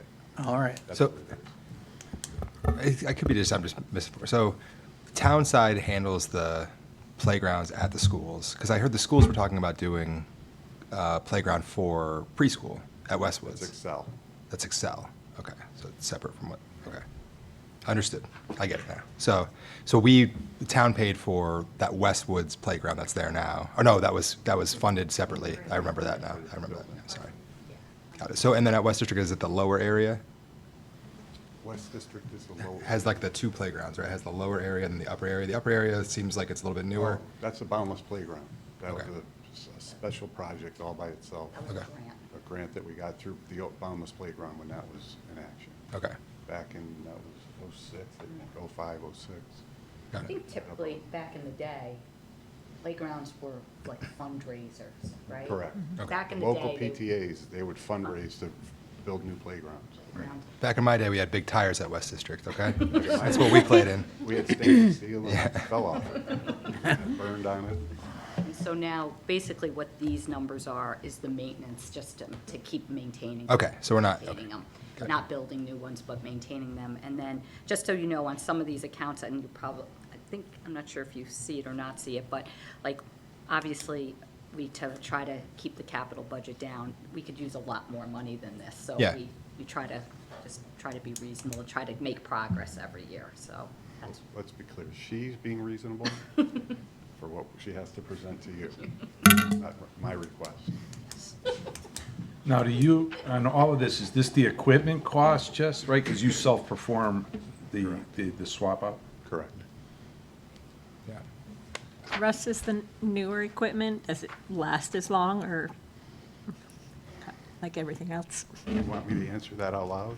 No. Yeah, some of it, again, it depends on the use. Tungus Mead sees a lot of use, more so than South Road. South Road, I want to say we replaced some of that equipment like 10 years ago, 10, 12 years ago. There's a piece over there that is kind of, I think it's just rotting away at this point, but it is what it is. Periodically, the insurance company will send out an inspector, and they'll inspect all the playgrounds, and they'll come up with a list of things that need to be improved, changed, or just removed based on the possibility of people getting hurt on it. So we try to follow that report also and do what they indicate should be done to make all the playgrounds safe. This is one of those accounts too that you want to use the term banking. Obviously not, in a good year, not all this would get spent and some money would carry over. It's just, we're basically out of money at this point. We need to replenish. All right, the next item is $25,000 for capital projects miscellaneous. Funds will be used for small building improvement projects throughout town. So this is $25,000. One thing that Russ and the staff in the highway department, there's a couple of things going on. One is that everything is very, very expensive. Number two, it's very hard to get people out to do like some just basic kind of capital projects. So we have taken upon ourselves to have a team and doing some of the work ourselves, but we obviously need money to pay for some of that stuff. And so we periodically have been putting money in to do some of the different things, whether it's a bigger painting job, doing a deck on one of our homes that we own. And if Russ's group in the highway department can fit it in their schedule, we do that and we keep it internally. And as you know, one of a big project that we did was our pavilion outside. I mean, that was through grant funding, but our people did that. And so we do have some really talented people in the highway department that can do some of this stuff for us, but we need money to pay for the work that they do. Any questions on that? Next item. $25,000 for a small mower in the grounds department, and funds will be used to replace an existing 2006 Parks, how do you say it? Skag mower. And what does that piece of equipment do? That cuts grass. Oh, perfect. It's one of the orange ones you'll see like a lot of landscapers have. It's a zero turn. And if you ask some of your landscaping friends how old their mowers are, I will highly doubt they're going to tell you it's a 2006 mower. It's used a lot. Used a lot. Yeah, it's pretty Got a much lot of used grass. April to November. Any questions on that? Next. A bonding question that we're recommending is $1 million for heating, ventilation, and cooling system. This would be used to replace the original 1999 HVAC system that is no longer working and cannot be repaired at the highway garage. So again, as I stated in my presentation, we did have a study done that has told us that basically all our 4 buildings, our heating and air conditioning systems are kaput. I think the highway and grounds one doesn't work at all, correct? The heating does. Heating works, air conditioning, nothing, Yeah, nothing. nothing. How long has that been out? Went out probably last May. Okay. So they had the whole summer, they had no. And the heating is working, but our maintenance guy pretty much Band-Aids it weekly to keep it moving.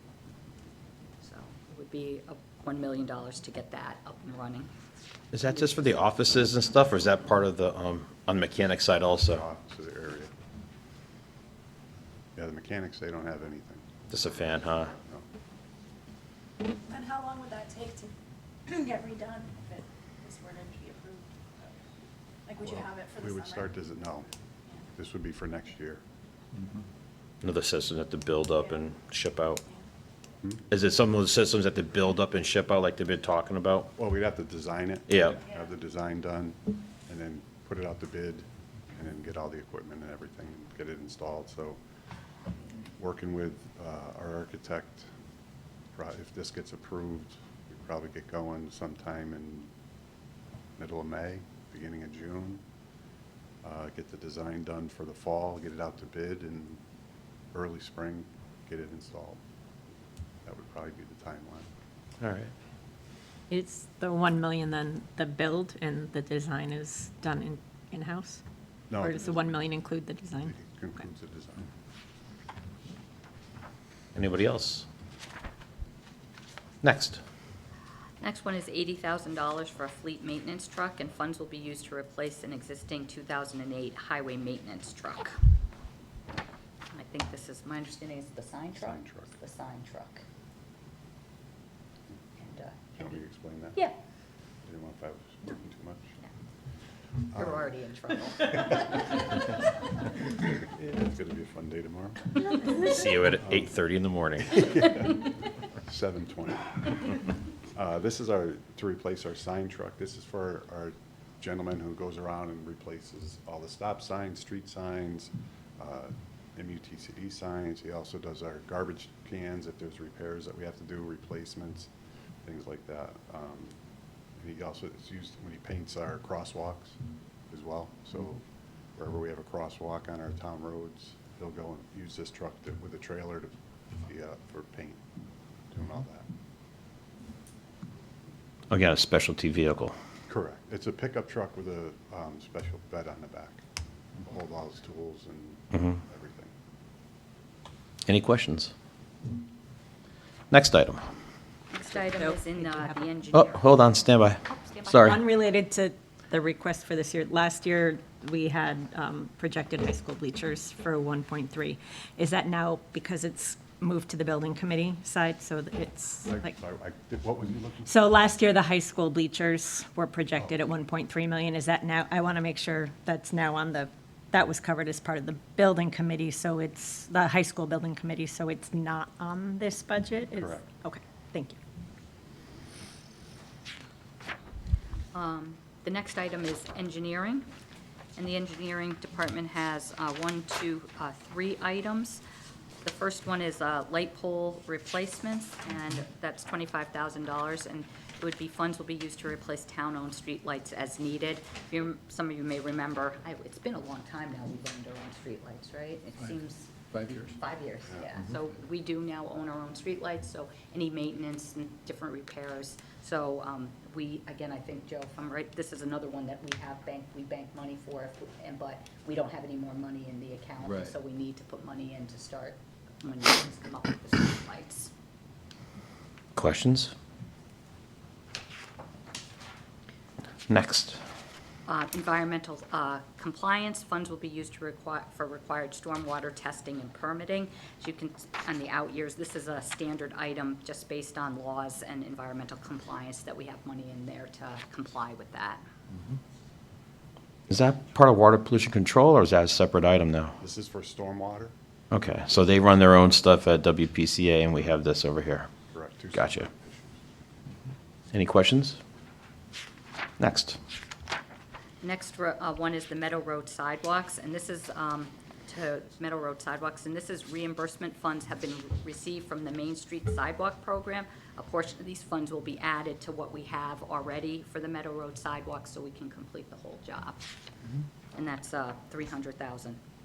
I think there's $680 in the budget already for that, and Russ and his group are working on that, and they're going through the permitting process right now, correct? Correct. Yeah. We've gone through wetlands, and we are on schedule for a meeting in March. I can't remember which one. We've got a couple of things going, but we'll be there in March.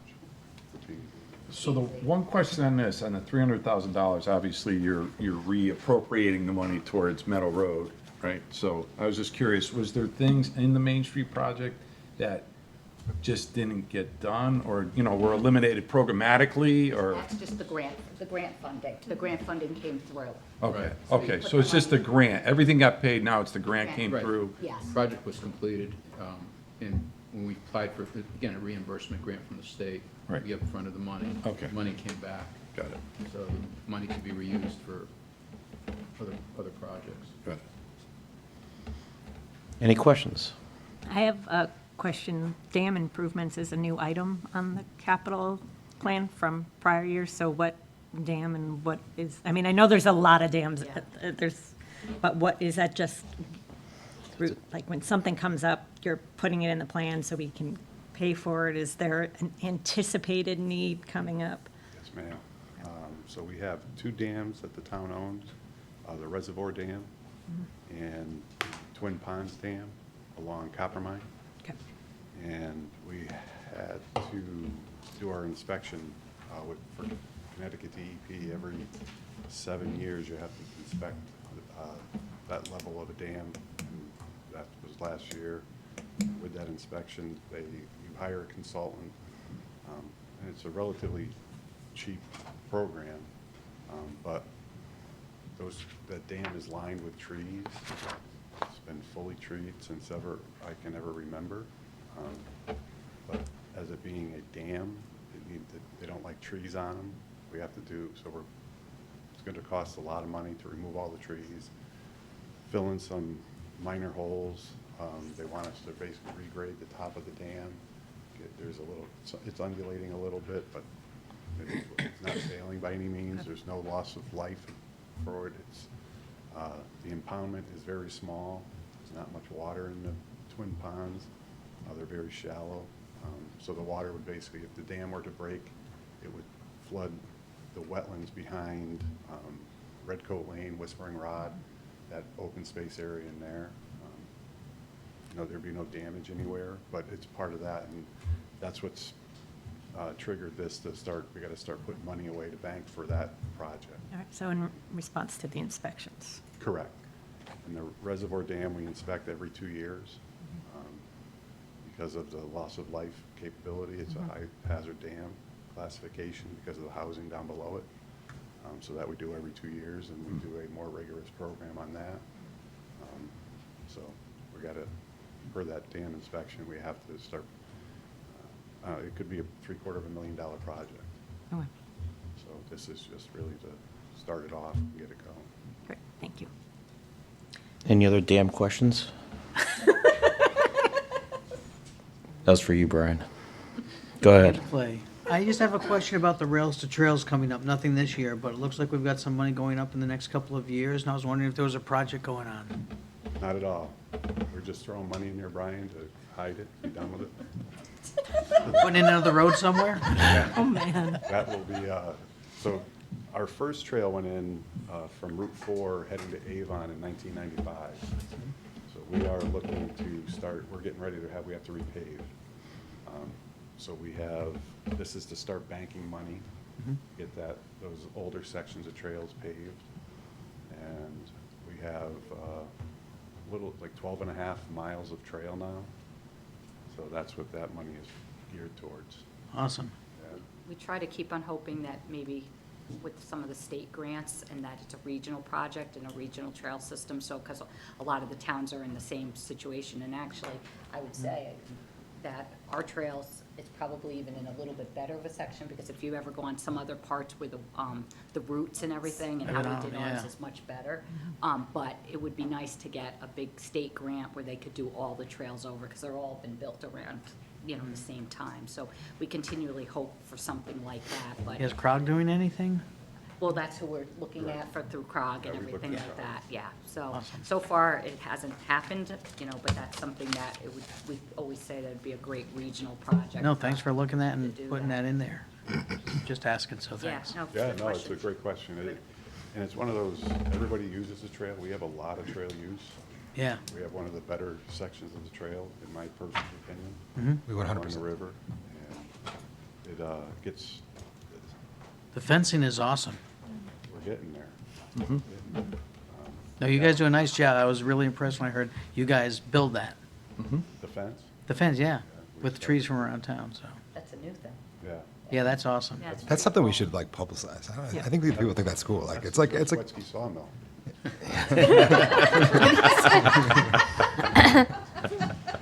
This is when a guy comes to you and says, I got a deal for you. He says, give me $24,000 and I'll get you a sawmill.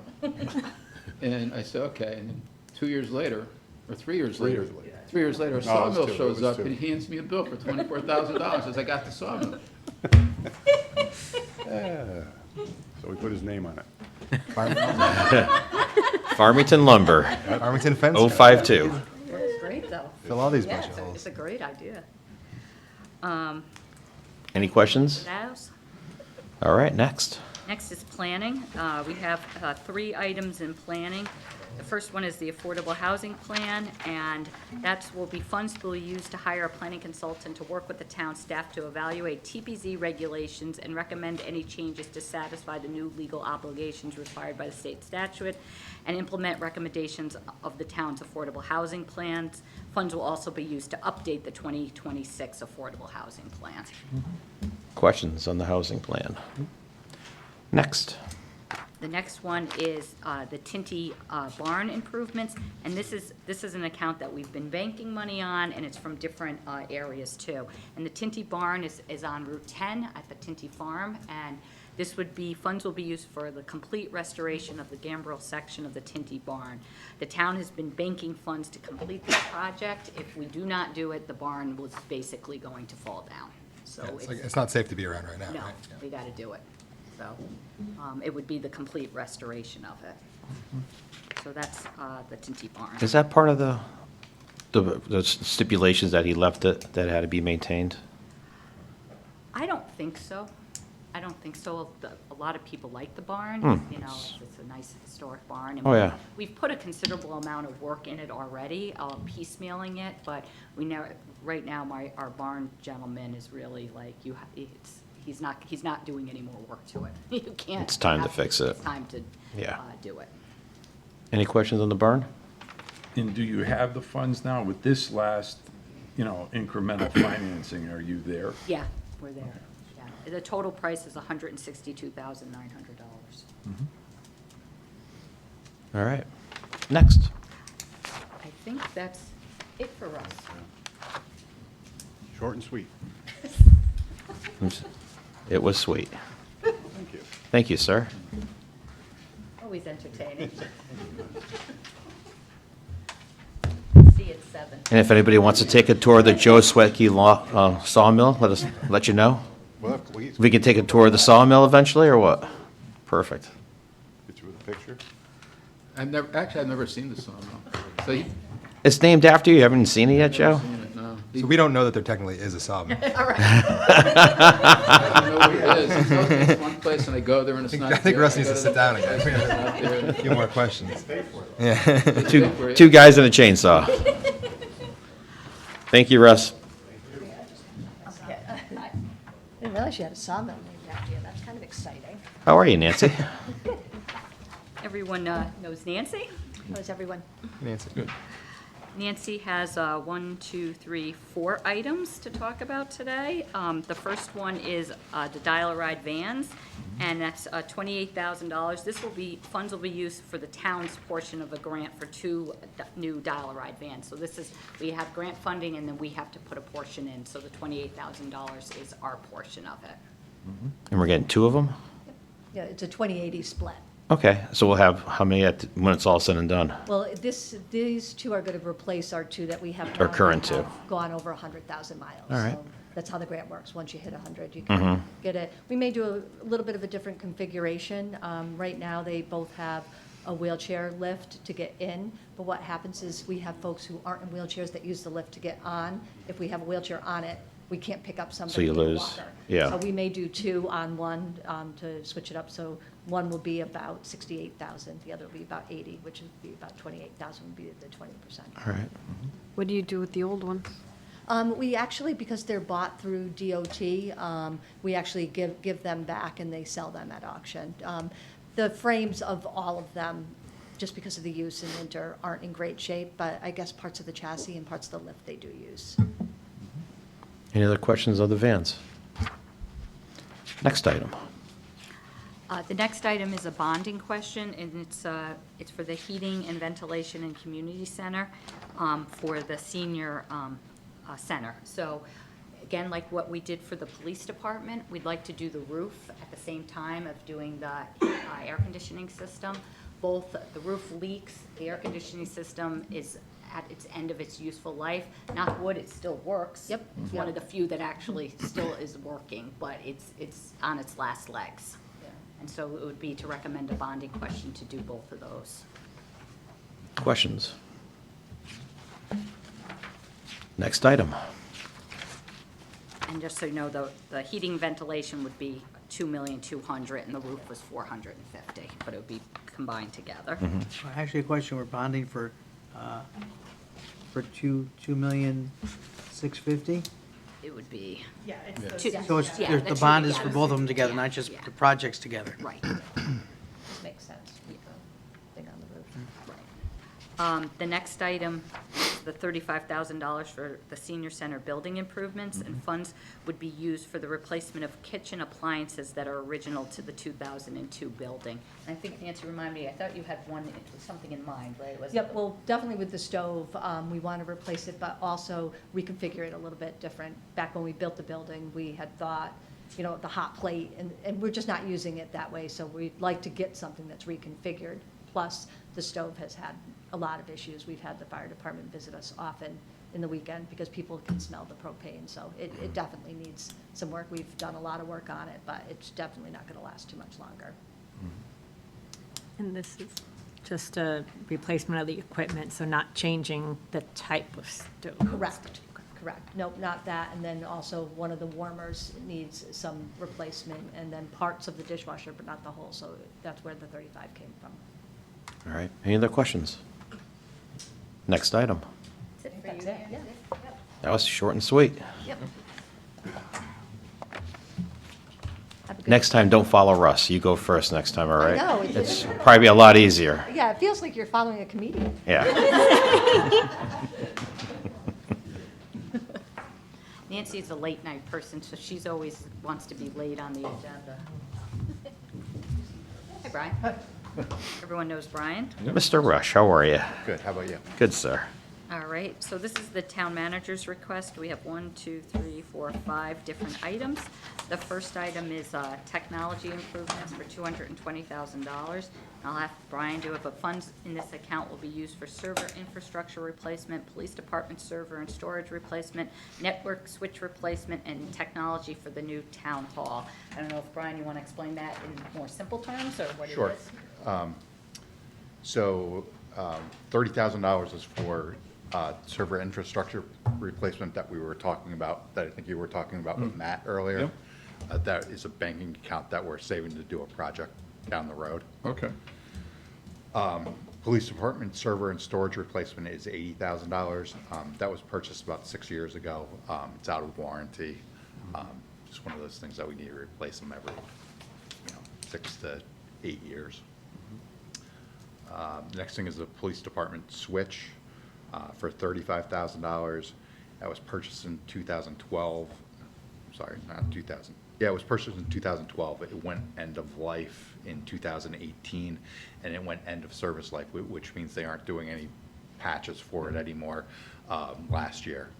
So we'd like, it's where all your network connections plug into.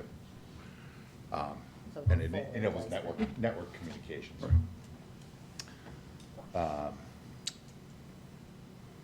And then $75,000 for miscellaneous network and technology stuff for the 1928 building.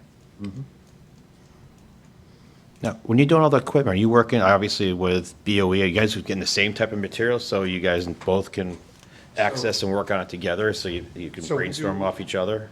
We do, most of our infrastructure stuff is together. We buy the same type of equipment, so it's mostly compatible with each other. Yeah. We know how to, like, I know how to manage their equipment, they know how to manage ours, just in case we need to work together on certain projects. Our server infrastructure, we replicate data between the town hall data center, and the high school data center, but all of it's down here right now because of the move. I think Matt told you we were planning on moving it back there. The police department stuff we keep separate. A lot of that's just because of CGIS requirements to keep that data separate. So we don't integrate the police department with the town. Yeah, their own system. Yep. Any other questions for Brian on those pieces? The question, the one question I have is the new technology for the 1928 building. So, I mean, the successful thing about the high school project, when you look back at it, is that, it's amazing amount of information that's posted after every meeting that the building committee has. And it's, there's a lot there if you decide to look at it, if you're a taxpayer or anybody else. And, you can see where money is, you can see where money is being drawn down and what's left to spend, right? And I guess from my end, is there something similar with the 1928 building as far as that kind of detail? Yeah, we do chair reports after each meeting. We are just getting started in terms of the construction, so we do have a contingency log now where we're tracking down dollars spent there. We have financial tracking where, we have our contractors and each invoice we approve, you can see where they're drawn down. So we're doing the same method and using the same templates that we had at the high school, but again, we're just getting started. So Right, not as much. right, understood. So I don't disagree with that. So I was just curious, is that something that's going to be posted that people will see? Yeah, they're typically in every minutes, Okay, committee they're- minutes, okay. because we distribute them. But it's also, we have subcommittees that review them and all of that, but it's following the same formula that we did for the high school, because we did find it very successful and Right. transparent, and you can really see where the money's going, so we're hoping to model that, Right. the 1928 after that. So with the cost of the project, didn't it come a little under from where we were kind of estimating it would be? The 1928. Yeah. Little over. Oh, a little over. Okay, okay. Got it. And so that's why with this technology thing, these are things that you need in your budget to make these things kind of fit together. you know. Exactly, and there's a couple of, obviously, some variables, because this is a renovation project, so there's big contingencies. Right. There's contingencies in there, because it's a renovation project, you don't know what's gonna happen when you knock down all the walls. So there's some hope that some of the different things that potentially, we could use some of the contingencies to make up a little bit of the shortfalls. But there's also, we have to be certain that we have technology and things of that nature. So we're kind of hedging our bets a little bit in different things, and that's why Brian has the money in the technology. But that said, we are just in the early stages. They just started the demolition of the inside of Right, it. And right. so we'll see how things go as we go on. And we have, in the 1928 building, we have some add alternates that, again, if things start moving in the wrong direction, which we hope that they're not going to do that, we can start getting rid of some of those add alternates. Yeah, paring them down. Got it. Okay. That was my question. Any other questions? Great, thanks, Brian. Thank you, Brian.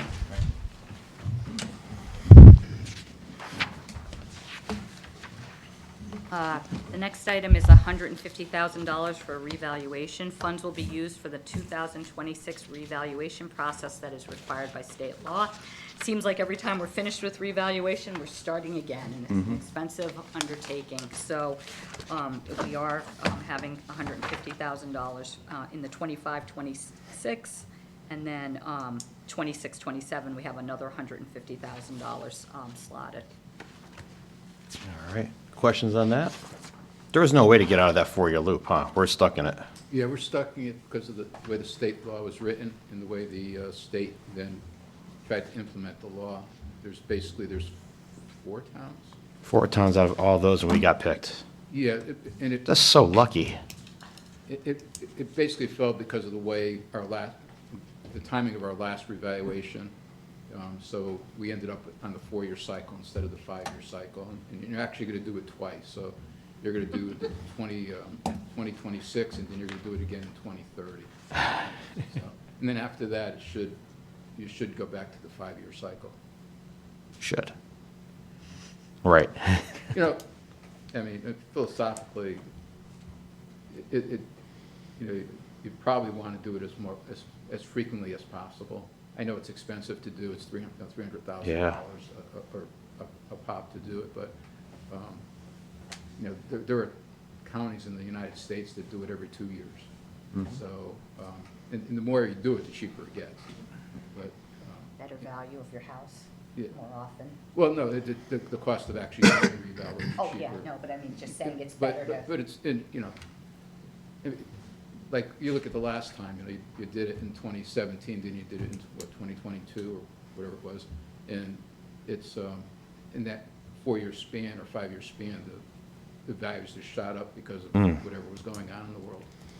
So we're not expected to see that much of a big jump again, is what we're hoping for, since it's been,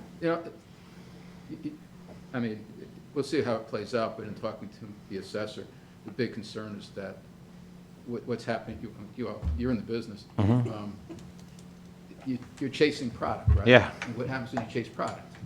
Prices go up. I'm So sorry. There's not a lot out there. no, the demand is crazy. And the demand's still pretty strong, so, I mentioned it before to the council, I have a place in Maine, and we revalued, and my taxes doubled. I mean, I got my tax bill, and it was like, when I went and said, what's going on? They said, your property is now worth 3 times what you paid for it, because everybody wants that property. And there's nobody selling that property. So, doesn't do me any good, but, your poor dirt rich, cash poor. Yeah. That's basically what it ends up being, but, and that's probably gonna happen here again in 2 Yeah. years. So, you know, if you wanna sacrifice some of that commission, you know, you could lowball these houses and. Hey, you're willing to give me business? Let's go. It all add up in the same in the end. Any other questions about the reval? Next. Town hall improvements. So this would be funds will be used for the renovation of the town hall, the existing town hall. So we're starting, we have an architect that's doing just starting some design. As you know, our intent is that the probate is going to be they're moving from their location, but they'll be in the building. Also, social services, Nancy's group from the Staples House will be coming in. The food bank is interested in coming in. Services for the elderly are coming in. So we're going to need funds just for some basic renovations in the building. And then a lot of the downstairs in that section over there is going to be more like the storage areas and things of that nature. I don't anticipate that we're going to see renovation. But we have an architect now, and he's going to be meeting with the groups and trying to get that squared away. And I'm sorry to sound like a broken record, but with probate, obviously she's regional, so is there funds coming in from the other towns that she serves? Yes, there's some funds coming in. All right. Any questions? Next on the list. The next item is $50,000 for building equipment improvements. Funds will be used for unanticipated repair to various town buildings and equipment as the needs arise. And this is, a part of this, obviously, is that our HVAC systems are down, different things. We're constantly putting money out. And then our fire trucks, and these are very expensive repairs. And so this money is, we try to bank money and then use it as it goes, but I think what's been happening is because some of our infrastructure is so old, is that we're spending more and more of it. So this money is just used for bigger capital, bigger equipment that we have to repair or replace. All right. Questions? Next on the list. Fleet vehicles, that's $40,000. Funds will be used to maintain the fleet vehicle replacements program. And the goal is to address the oldest vehicles first. We continually try to have a replacement plan. As you know, like our building inspectors, our zoning enforcement officers, those types of engineering people, our construction engineers, our recreation department, they all have fleet vehicles that are used during the day. So we just try to, sometimes sometimes they come down the fleet if they're police vehicles and things of that nature, or but a lot of our police vehicles are just, you can't even move them into our fleet. So we've been just trying to continually just replace as we go along.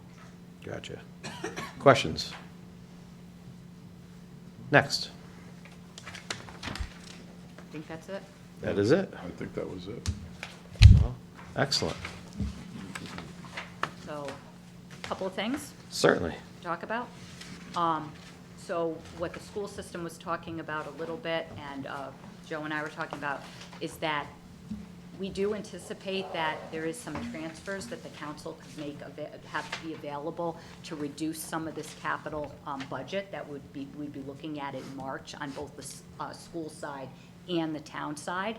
So Joe is in the process of working with the school system and putting that list together. So you wouldn't be taking items off, it's just that the money's already there through other accounts. So just some positive news on that. So I think we'll be able to see some savings in the capital budget what was presented. Another item is that I was in the audience when we've talked about, and we've done it for a lot of times, is the transfer switch. For that. That's something that we've kicked the can quite a bit, and I do think that it's just anecdotally time to do that on both sides. So that is something supportive on our side too, between just the computer stuff and the emergency shelter and everything that goes along with it. And the price just keeps on getting more and more money. So that is something that I know you guys had an interest in, and we're supportive on our side, that I think that definitely should be bumped up on the priority list to get that done. The last item I kind of wanted to just talk about while I had you all here is that we're just about finishing up with the operating budget on our side of the equation. And there's a couple of things. One is that I know you all gave me a target of 3%. and going through the budget to do 3% is basically going to like change the makeup of what Farmington is. It's very, very difficult to do it. We're gonna talk about going to bodies, laying off people, between just our fixed cost. And typically, you know, when the conversation we had, I did not think that that's where you wanted me to come in at and do that.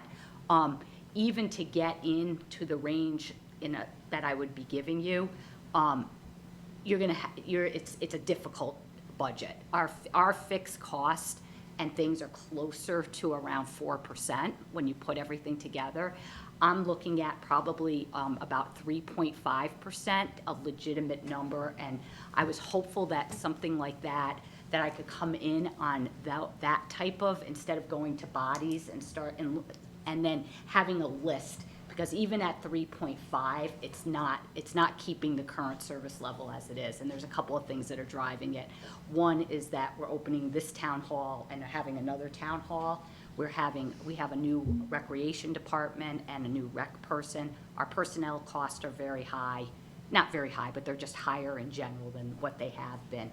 And so it was something that, again, I wanted, since we're meeting and having a conversation about it, you know, I think it just seems like doing it that way, if the council was comfortable with that, that would be how I would like to present it to you. But I'm looking for your input on it. Anybody? Questions?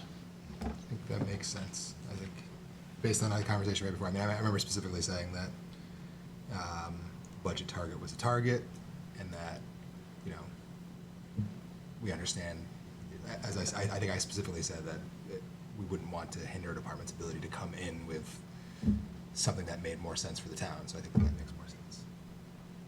Anybody else have questions, comments?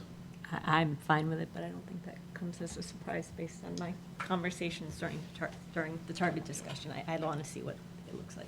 Yeah, Well- I think one of the things, why I feel more comfortable even coming to you with this is because one of the things is that when you look at the entire budget, a factor that has come to light is that the state governor has said that he's able to put an extra $2 million in revenue on our side of the budget. And that still looks good, right? Yeah, that still looks good. I would be not probably having that conversation if that wasn't the case, because honestly, I think that the tax rate would be a much, much different number than with that too. That I think you probably would potentially be looking at bodies and different things like that but that $2 million is a really quite a game changer on helping the budget. And then also that the grand list did a little bit better than what we had projected too, so. All right. So from my end, I don't disagree. I mean, last year I didn't vote for target, I said it should be an organic kind of thing, and you build out your budget. This time I voted for your target. And I would just say, with that, so a couple things. I'd love to see the transfers that are going to occur here. I think we should identify those transfers, and, I know Joe will do that, so I think that's important. I think the other item would be, is it within the realm to understand the impact of keeping your target and what that actually translates to? Yeah, I mean, right now, you're talking, I'd have to go 3 bodies. 3 bodies, I'd have to lay off 3 people. 3 bodies.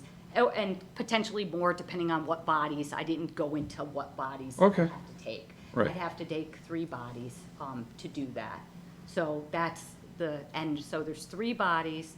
There's no new services of anything that's going on.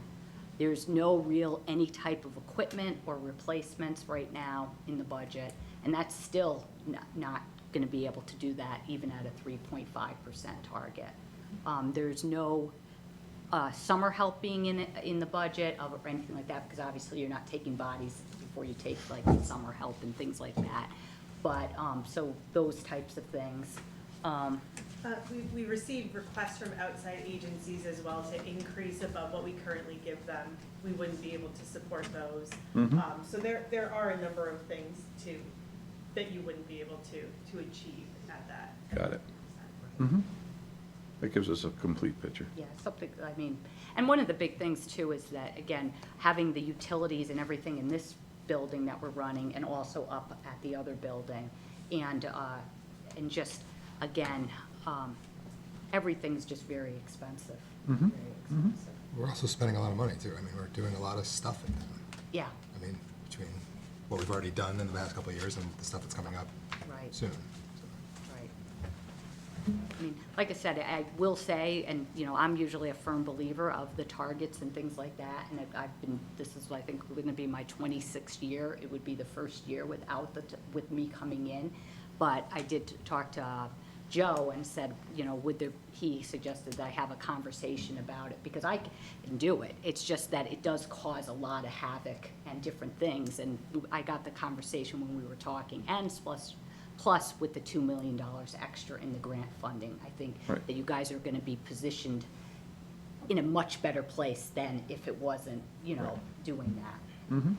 I think it's good, like Dave said, to understand for people listening to the meeting or for people having conversations with us when they want to understand what the budget looks like and why it is where it is, to understand that significant town services would be affected if we were not at 3%, including layoffs and things like that. I mean, I think, and I'll be putting it in the narrative, I'm just wrapping it up this week, but if you just take the personnel costs, the utility costs, and the contractual costs, and I think that was the three things that we added. Software. That's the contractual and things like that. That's, you know, it's something like $1 million of extra money. I think it's over $1 million just to do that. So obviously, just to hit those, what I would call fixed costs, which is, you know, fixed costs, a lot of people can debate that. Right. But if you just say that, so you're actually, I'm making quite a bit of reductions just to get to that number. So. Anybody else? I would agree with everything everyone said and just say, too, it'd just be helpful to know even what you see we're losing at the 3.5, just so we have a full Yeah. understanding of what those services are that you think we would, in a perfect world, need or want. Yeah, and that's one thing I'm gonna do, and that's gonna be part of the narrative. And like I said, we really tried, it was that, when I got to the bodies, that's where I talked to Joe about it, because you're not gonna like the 3.5 either. It's not, Right, you know, right. you're not gonna like, I don't like that either. So there's gonna be a list of the different things that have you, where you get to the 3.5. But I think, like, really legitimately, the cost to keep the services like pretty close to the same, is closer to 4% right now. And it's just our personnel costs are that. That's what that's what the contracts are coming in and the different things. Anybody else? The other item, because obviously utilities are a big thing, and obviously you have the town hall annex, and you got this town hall that you're doing, but you're moving people in, right, from Staples, you're moving them in, you're getting the food pantry in. Is there a strategy that those utilities are gonna be somehow leveled out with some of this, you know, moving around and bringing people out of different space and bringing them here? And like, you know, food pantry here, I mean, is the food pantry gonna be rent-free type of thing? And that's something, again, to have some discussion. Typically, like with, like, services for the elderly is in our senior center. Right. We don't charge them. Right. That doesn't mean, and so, again, the food pantry, when they come here and services for the elderly, that is gonna be a discussion for you all. But if you modeled it off of sort of what we've done for the services for the elderly and the seniors, we haven't done something like that. But that's still up for, you know, discussion from you all as a policy decision. Right, because I think that's also important. I think back to Keith, and what I was driving at is the being able to explain this, right? And then I think when people understand that we're for the services to the elderly, we're not charging them, you know what I mean? Yeah. It's a partnership. It's a resource to us in our community. And one, we could, but we are opting to put our values at a certain point, and that's the relationship we have. So I just think it's important to have some of that, so that knowledge.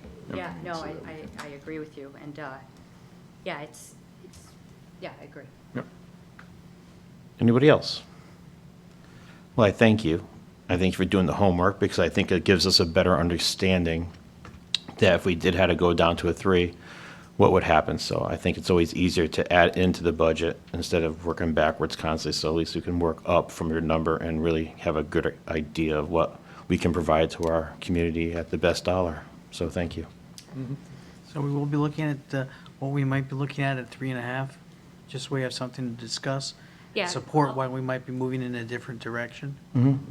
Yeah, and so the presentation, you'll get the tax and budget worksheet, and it's, like I said, I think we're just about done, and I think it's gonna be 3.5%. And like I said, it's 3.5%, but I'll put in the narrative kind of the fixed cost and also some of the things that we're not doing, because like I said, I don't think you're gonna be thrilled with the 3.5. It's, I'm not thrilled with it either, but it's just, things are expensive right now. It's just expensive, so. But we can look at the whole budget as a whole, and you guys can look at it and make your choices from there. Yeah. And like we talked about before, we knew this would be a hard year anyways with the debt for the high school and everything else, so. Right. And again, it's your prerogative, obviously, when you look at it and go through it. If we have to go where we have to go, I'll be prepared to do that, like we think of it. But before I wanted to get to that point, I wanted to make sure when I spoke, I didn't think that we would have to get to people. I knew we'd probably be tough to get down to the 3%, but I didn't think we'd have to get to people. And then when it was 3 people, not just one person, Joe, when we went through the budget, Joe, typically people put extra people in the budget, and we go through it, and then typically we cut all the extra people out of the budget. And when Joe came in and we were ready to go, we had to cut a substantial amount of money, and I said, well, we're gonna cut out all the people that were added in, and Joe's like, I cut them all out already. And then that's when I knew I was in trouble, because there was not the people in the budget, so we had to cut just a lot of money without a big pockets. There's just not the money there. All right. Everybody good with that? All right. Yeah, very informative. All right. Thank you very much. And out of that is executive session, which we have none. And then I would just call for an adjournment. Make a motion to adjourn the February 25th, 2025 Town Council meeting. Second. All in favor? Aye. Opposed? Motion passes. Have a good night, everybody. Thank you.